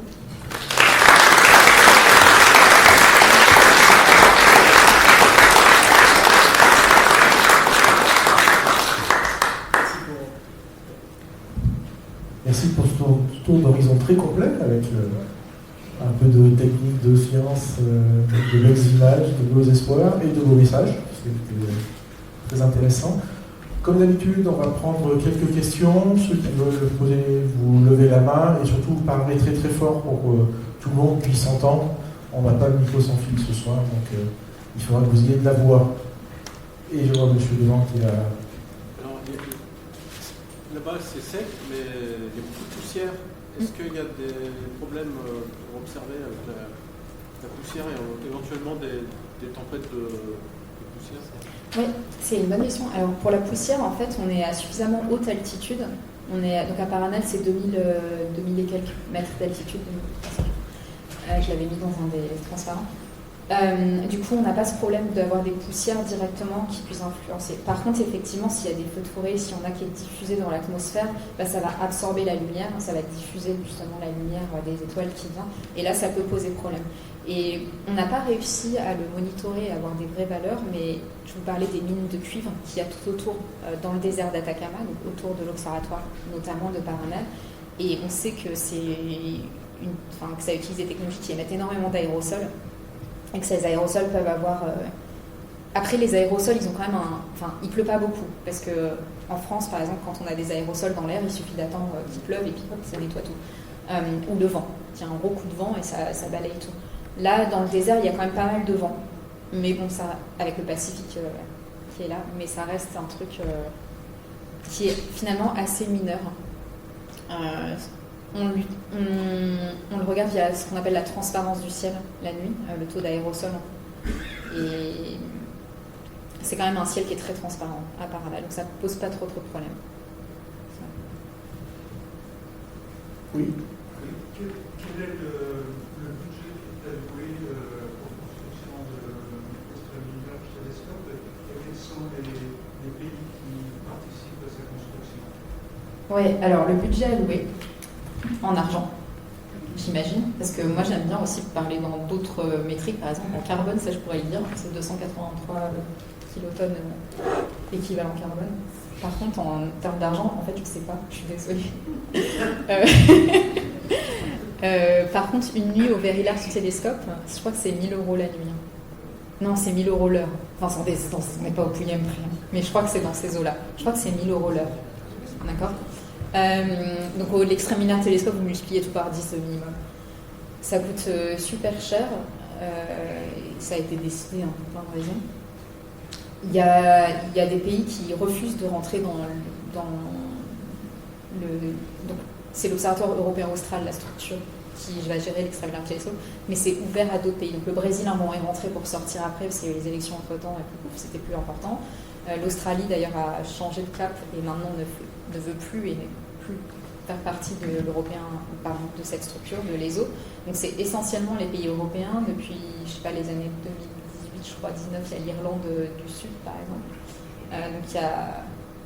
Ouais, c'est un peu toujours les mêmes, quoi. Si vous allez, alors moi je ne pourrais pas donner en détail la liste des pays qui sont impliqués, mais par contre il y a plein d'infographies qui sont faites sur le site de l'ESO, eso.org, où là on peut voir justement tous les pays qui sont impliqués, et pour les coûts monétaires, ça doit se trouver aussi. Je ne pourrais pas en dire plus, désolé. Ça va? Ouais, c'est pas une réponse très bien. Je vais prendre juste derrière. Tout d'abord, merci pour la présentation. J'ai deux questions rapides. La première, au début, vous avez dit que pour l'imagerie des exoplanètes, vous cherchez plutôt les étoiles jaunes. Quelle est la raison? Ah oui, c'est vrai que je ne l'ai pas dit, ouais. Donc pourquoi est-ce qu'on regarde surtout des étoiles jaunes? C'est parce que si je l'ai plus ou moins dit mais suggéré, c'est en gros comme elles sont jeunes, elles sont toujours en train d'accréter de la matière, elles sont toujours très très chaudes. Qui dit très chaude, ça veut dire qu'elles vont être très brillantes et émettre beaucoup de lumière. Et donc pour nous, ce sera plus facile de les voir. Il va y avoir un contraste plus favorable. Donc plutôt en fait, si on les cherchait plus vieilles, il faudrait qu'on atteigne plutôt 1 milliard de fois moins brillants que l'étoile, alors que là on reste à 1 million. Donc c'est pour ça en fait, c'est pour que ce soit favorable pour observer. La deuxième question, quelle amélioration vous attendez avec l'ESF? Ouais, c'est vrai. Alors c'est ce que je vous dis, c'est que comme on a un télescope qui est plus grand, on va pouvoir voir des objets plus faibles, mais on va aussi pouvoir avoir plus de détails fins. Ça veut dire qu'on va pouvoir voir des objets qui sont beaucoup plus proches de leur étoile. Et c'est surtout ça qu'on attend, en fait. On peut chiffrer quelle... Ouais, alors aujourd'hui, on arrive à peu près à 10 unités astronomiques à regarder dans ces zones-là. Donc quand je dis 10 unités astronomiques, ça dépend évidemment de la distance à l'étoile autour de nous, par rapport à la Terre. Nous, on regarde on cherche des planètes autour d'étoiles qui sont à peu près à 100 de parsecs de la Terre, donc dans l'environnement très très proche du Soleil. Okay, donc des étoiles de type solaire en général autour de ça. Et donc on arrive à peu près à 10 unités astronomiques, et là on va pouvoir aller vers 3 unités astronomiques. On va quand même beaucoup plus proche. Évidemment, ça va dépendre de la longueur d'onde, etc. Mais ça, c'est un des points essentiels. Donc on va gagner énormément en sensibilité. La sensibilité, elle varie comme la surface du miroir. Donc là, on passe d'un truc de 8 au carré à 40 au carré. Donc vous voyez, c'est un facteur énorme. Je ne fais pas le calcul de tête, désolée, j'y arrive pas. Et la résolution, elle, spatiale, elle va varier en le diamètre. Donc là, on va passer de 8 à 40. Donc on va pouvoir améliorer la résolution possible. Faites le calcul. Une autre question derrière. Non, c'est bon. C'est bon. Voilà. Oui, vous nous avez expliqué que vous allez pouvoir prendre les spectres des planètes. Quels seraient les biomarqueurs dans ces spectres qui pourraient nous dire éventuellement une probabilité qu'il y ait de la vie sur cette planète? Comme ça. Non, je sais rien. En fait, aujourd'hui, on cherche déjà... On veut savoir déjà s'il y a une atmosphère et de quoi elle est composée. On n'a pas justement défini une liste de biomarqueurs. Enfin, il n'y a pas longtemps, en plus, il me semble que vous avez une présentation de ma collègue Romane Legal qui montrait justement tous les éléments chimiques qu'on pouvait avoir de plus ou moins complexes. Et je ne sais pas si on a certains, je ne sais pas du tout si elle en a parlé, j'ai juste vu la fin. Mais en gros, là, on est plus sur le domaine de l'exobiologie, qui est un domaine assez nouveau, qui est né dans les années 2010. Et ils essaient justement de regarder quels pourraient être les potentiels marqueurs en termes de molécules, parce qu'il y a aussi d'autres gens qui regardent juste en termes de polarisation de la lumière. Je ne vais pas aller dans les détails, mais il me semble qu'à ce jour, on n'a pas forcément de 0 ou 1. C'est-à-dire, si on voit telle molécule, ça ne veut pas dire qu'il y a de la vie. Ça veut dire qu'il y a cette molécule, c'est tout. Il n'y a pas des mesures qui ont été faites avec des sondes qui s'éloignent de la Terre, pour justement regarder la Terre et voir quels sont les éléments qu'on détecte sur l'atmosphère de la Terre qui pourraient montrer qu'il y a de la vie. Parce que dès lors qu'on parle de la vie, eh bien, ça amène beaucoup des financements supplémentaires. Ah bah ça c'est clair. Ah mais en ce moment, si vous voulez craquer de l'argent au gouvernement, il faut parler d'intelligence artificielle et d'origine de la vie. Et j'arrive pas à le faire moi perso. Je suis pas nerveuse. Mais oui, je suis totalement d'accord avec. Et ça a été fait. Enfin bon, c'est absolument. Ça a été fait. Donc il y a des sondes qui ont regardé, y compris le spectre de la Terre. Ça que j'aurais pu vous montrer. Il y a ces images, ils ont fait pareil avec Vénus et Mars. Donc ça se trouve assez facilement. C'est super intéressant, mais en fait c'est pareil, c'est assez dégénéré. C'est-à-dire que la présence d'une molécule ne va pas vous dire s'il y a de la vie, il va juste vous dire il y a cette molécule. Donc, il me semble en tout cas qu'il n'y a pas de consensus aujourd'hui qui a été adopté dans la communauté pour dire si on trouve ça, c'est clair, c'est qu'il y a de la vie. Et il y a des gens du coup qui ont cherché d'autres choses que des molécules. Par exemple, il y a aussi des gens qui ont regardé pour l'émission de sodium avec l'éclairage public. Mais c'est une milliard d'hypothèses pour en arriver à là. Ouais, désolée, je ne vais pas répondre mieux que...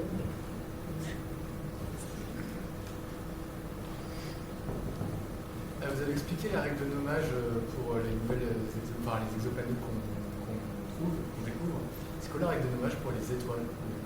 Il y avait HR et DPS, je crois, tout à l'heure. Ah, de nommage. De nommage, oui. Les règles de nommage. Quand on en trouve une nouvelle, on découvre une nouvelle, c'est quoi la règle pour la nommage? Pour les étoiles? Ouais. Et ben en fait, il y a des catalogues qui ont été faits.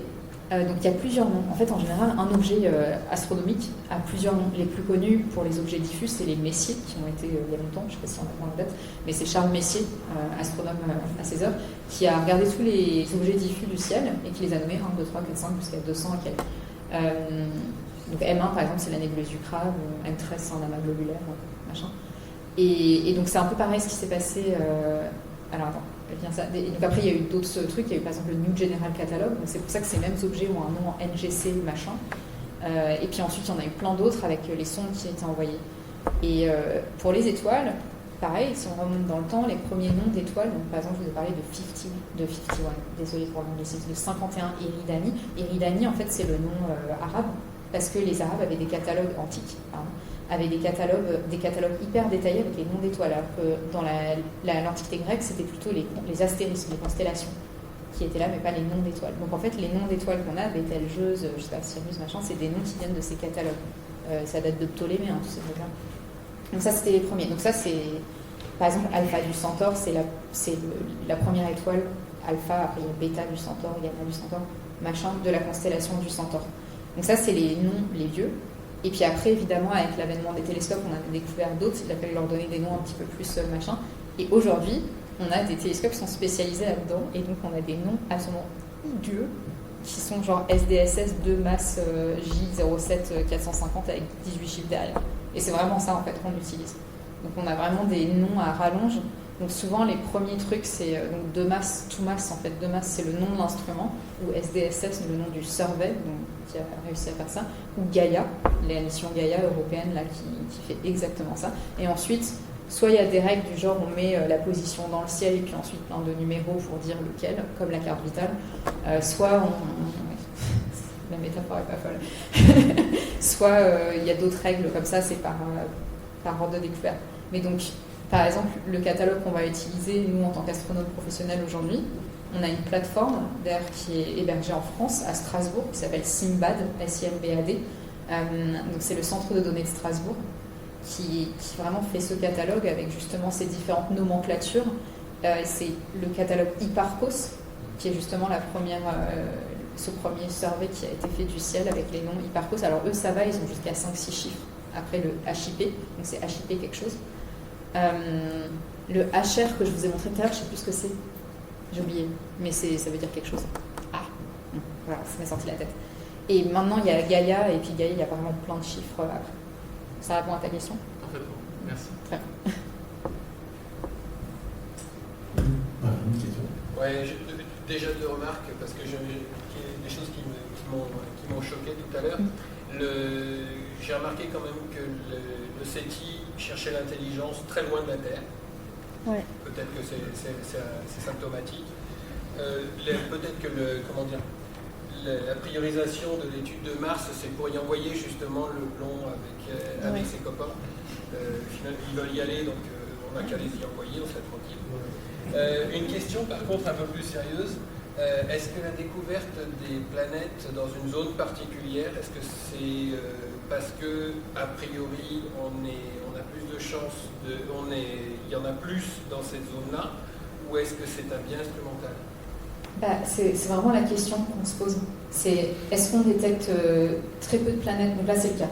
En imagerie, on a détecté très peu de planètes de type géante gazeuse à grande séparation, donc loin de leur étoile. Est-ce que c'est parce qu'effectivement, il y en a peu, ou c'est parce qu'en fait, on les rate? Parce qu'on ne les voit pas? Et bien ça, on ne sait pas trop. On imagine maintenant, on a regardé suffisamment d'étoiles pour converger vers il y en a peu, et on s'attend en fait à ce qu'elles soient beaucoup plus proches de leur étoile, comme je disais tout à l'heure, plutôt autour de 3 unités astronomiques, et ça, sans les extrêmely large télescopes, on n'arrivera pas encore à les voir, ou avec d'autres méthodes instrumentales d'ailleurs. Mais ouais, c'est une bonne question. Et avec d'autres méthodes, on a carrément regardé qu'à certains endroits. En fait, toutes les méthodes d'imagerie, toutes les méthodes d'observation, elles ont des biais inhérents. Et ces biais-là, il faut les garder en tête, parce qu'ils existent. Le mieux, c'est quand on a plusieurs méthodes en fait, qui peuvent regarder les mêmes choses, et puis là, on peut vraiment recouper. C'est pour ça qu'on essaie de recouper les méthodes. Si on arrive à voir et par imagerie et par d'autres méthodes, là, on pourra vraiment comprendre si un peu. Oui. J'ai la question, que sait-on au sujet des exoplanètes nomades? Ouais, c'est hyper intriguant ces objets, ces fameuses exoplanètes errantes, nomades. Donc c'est des exoplanètes qu'on a trouvées qui ne tournent autour d'aucun astre. Il y a plusieurs théories. C'est souvent qu'elles ont été éjectées de leur système par des résonances, par exemple, entre plusieurs gros corps ou lors de la formation. Soit elles ont été éjectées pendant la formation du système stellaire, soit elles ont été éjectées lors de la fin de vie d'une étoile, de l'étoile centrale. Et ça, par exemple, c'est un autre gros point assez relié, c'est qu'on a trouvé des exoplanètes autour de résidus d'étoiles, c'est-à-dire après une supernova, typiquement des pulsars, des étoiles à neutrons, une fois que l'étoile a fini sa vie. Et ça, on ne sait pas, il y a 3 gros scénarios. Soit c'est une fois que c'était déjà un résidu d'étoile morte, il y a une petite planète qui passait par là et hop, elle s'est fait capter, cette fameuse planète nomade. Soit c'est une planète qui a résisté à l'explosion supernova, soit c'est une planète de 2e génération, c'est-à-dire qu'avec la poussière, le matériel en fait, qui a été éjecté lors de l'explosion supernova, il s'est reformé une planète. Et aujourd'hui, on n'a pas la réponse, mais c'est hyper intéressant comme question. Parce qu'on les voit, ces planètes. L'observation, ça doit être très difficile. Ouais, donc ça, c'est souvent des méthodes indirectes, et c'est souvent sur des systèmes doubles ou triples ou quelque chose où en fait on a plusieurs composantes. On voit une étoile dans sa période d'étoile, voilà. Et qui tourne autour, par exemple, d'un résidu d'une étoile morte. Donc enfin, il y a plein mais suffisamment loin pour que l'explosion supernova n'ait pas touché la première étoile. Voilà. Donc c'est de manière très très indirecte.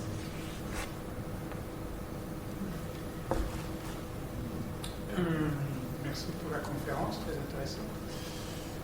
Il semblerait que la démographie des planètes s'enrichisse en dessous de quelques unités astronomiques de très grosses planètes chaudes. Ouais. Donc vous allez faire quoi de l'astronomie à très grande base avec des télescopes écartés au moins du diamètre de la Terre ou plus? Alors il y a des gens qui veulent faire ça, qui veulent mettre des télescopes très très éloignés. Après, ça se fait très bien dans le domaine radio et submillimétrique. D'ailleurs, c'est comme ça qu'on a observé avec Event Horizon Telescope les 2 images des trous noirs, là, les images des trous noirs qu'on a eues en 2018. Non, c'était pas en 2018. Voilà, il n'y a pas très longtemps. Donc les fameuses images des trous noirs qu'on a eues, c'est vraiment en faisant ça, donc en mettant des télescopes, sauf que dans le domaine du visible et infrarouge, c'est hyper difficile parce qu'après, il faut faire en sorte que la lumière soit cohérente. Et donc traverser toute la Terre en étant cohérent, c'est pas évident. Il y a aussi des gens qui se disaient, tiens, on va proposer des télescopes sur la Lune, sur la face cachée, comme ça on peut observer pendant super longtemps, pour intégrer plein de lumière, etc. Aujourd'hui, je sais pas. Après, il y a peut-être une limite, en fait, tout simplement physique à ce qu'on peut faire avec nos instruments, et c'est pas grave.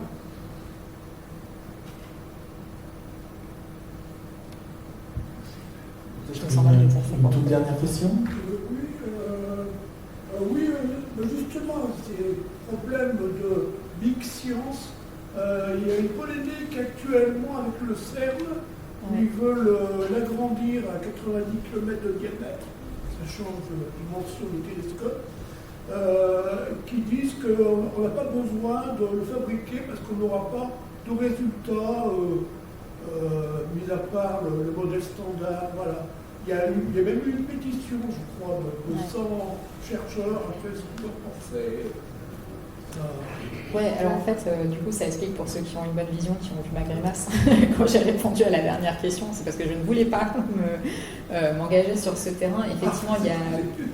En fait, en astronomie, donc on est prise dans la société actuelle dans laquelle nous sommes tous englués, société essentiellement dominée occidentale, tout ça, par plein de choses, le capitalisme, tout ça. Et en fait, on est en train de se demander si cette espèce de frénésie de faire des choses toujours plus grandes, plus grosses et de vouloir faire plein de projets, est-ce que c'est vraiment viable, d'une part? Est-ce que c'est souhaitable?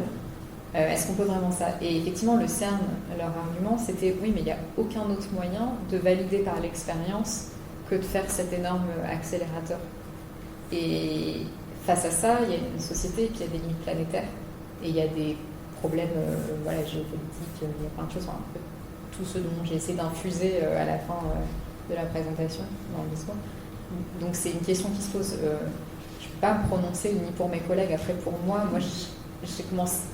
je vois l'état de la recherche actuelle. Cette frénésie de la recherche, elle fait du mal aussi à l'état individuel parce qu'en fait, il y a une force d'injonction à la production scientifique. En plus, il y a toute une partie sur comment on mesure la qualité du travail d'un chercheur ou d'une chercheuse avec des métriques, le fameux publish or perish, donc publie ou crève en gros, on va dire ça simplement. Et donc il y a tout un délire qui nous pousse à la surconsommation, enfin à la surexploitation. En fait, j'arrive pas à faire une phrase claire, j'y arrive pas. Mais on a trop de données, on a beaucoup trop de données qu'on n'a pas exploitées. Il y a plein de données qui ont été prises avec le BLH télescope qu'on n'a pas encore exploitées. Il nous manque des ressources humaines pour exploiter toutes ces données, sauf que vous savez aussi que le nombre de postes est en baisse constante. Le CNRS offre de moins en moins de postes de chercheurs et de chercheuses, alors que pourtant le nombre de doctorants, doctorantes dans les tous domaines confondus augmente, parce que les accès à l'université sont de plus en plus faciles ces dernières années, et heureusement. Et ce qui est chouette, autant donner la possibilité aux gens de faire ce genre de choses s'ils ont envie. Mais voilà, donc en fait on arrive un peu à un croisement, on va avoir vraiment des télescopes qui sont immensissimes, qui ont un besoin de gens pour s'en occuper, pour le faire tourner, pour exploiter les données, etc. Et en même temps, on a une société qui ne nous offre pas forcément le nombre de ressources humaines requises pour exploiter à bien. Donc on arrive un peu à un croisement, et puis en plus, il y a ce truc-là, est-ce qu'on veut vraiment ça? Enfin, pourquoi, en fait, c'est plus important de savoir, je sais pas, le modèle lambda CDM, machin, plutôt que finalement savoir comment les poissons, ils arrivent à vivre au fond des océans, ou comment est-ce qu'il y a tout un écosystème qui se met en place, quels sont les paramètres importants de cet écosystème pour qu'il subsiste et surtout qu'il soit résilient face aux changements que nous, en tant qu'êtres humains, avec nos activités pourrables, on lui impose. Parce que c'est ça qui est grave pour moi aujourd'hui. C'est qu'on est en plein de marche sur la tête, on fait des trucs qui n'ont aucun sens. Et revisiter ce sens-là et ce sens des valeurs et cette fameuse notion du progrès, moi, tous ces débats sur l'intelligence artificielle, ils me hérissent le poil. C'est une souveraineté, c'est une mot-clé qu'on jette à bras-le-corps, là, ça me rend dingue. On avait dit qu'on s'énerverait pas ce soir, on va en parler. Mais enfin, ouais, il y a plein de choses à penser là-dessus, et je pense que c'est très bien que pour la première fois, les scientifiques, les chercheurs, les chercheuses, mais aussi la société, et quand je dis société, c'est vous tous, vous toutes, la science participative, les citoyens, les citoyennes, les médias, les artistes, tout le monde, on se sorte les doigts du même trou et qu'on réfléchisse à tout ça ensemble pour quelque chose de cohérent, et que ce soit pas ce côté impérialiste du genre moi, grand chercheur, qui depuis longtemps a toujours fait comme ça, je vais continuer comme ça parce que j'ai toujours fait comme ça, je ne me pose pas la question de comment changer ça. Je pense que ça c'est vraiment quelque chose d'important, mais surtout que tout le monde en tant que citoyen, citoyenne, on s'y mette. Donc réfléchissez-y et posez-vous la question, vous, qu'est-ce que vous voudriez? Je sais pas.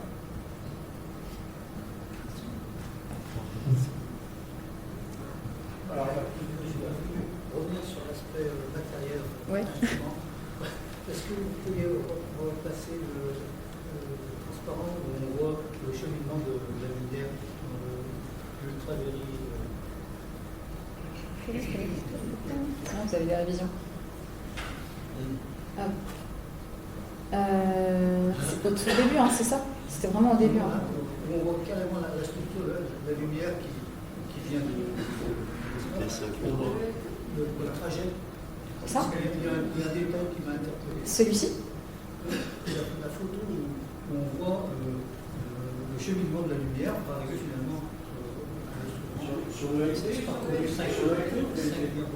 Ah, sur le LT, mince, je suis allée beaucoup trop loin. Et hop, on fait les révisions dans le sens. Ouais, celle-ci, ouais. Ok. Alors, le troisième miroir, les rayons divergent. Ouais, ça retourne. Enfin, ça diverge pas, hein, c'est juste que l'image, elle est retournée, quoi. Parce qu'il y a effectivement un point focal ici, en fait, au niveau du trou du miroir 4. C'est un design hyper intéressant.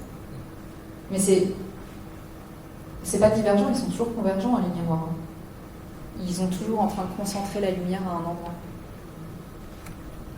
Par contre, effectivement, ça passe par là, ici, là. Enfin, je sais pas si c'est ça que vous disiez. Ça passe par... l'image va être retournée, mais bon, c'est un télescope, l'image retourne. En fait, la concentration, c'est dans le miroir. Quoi?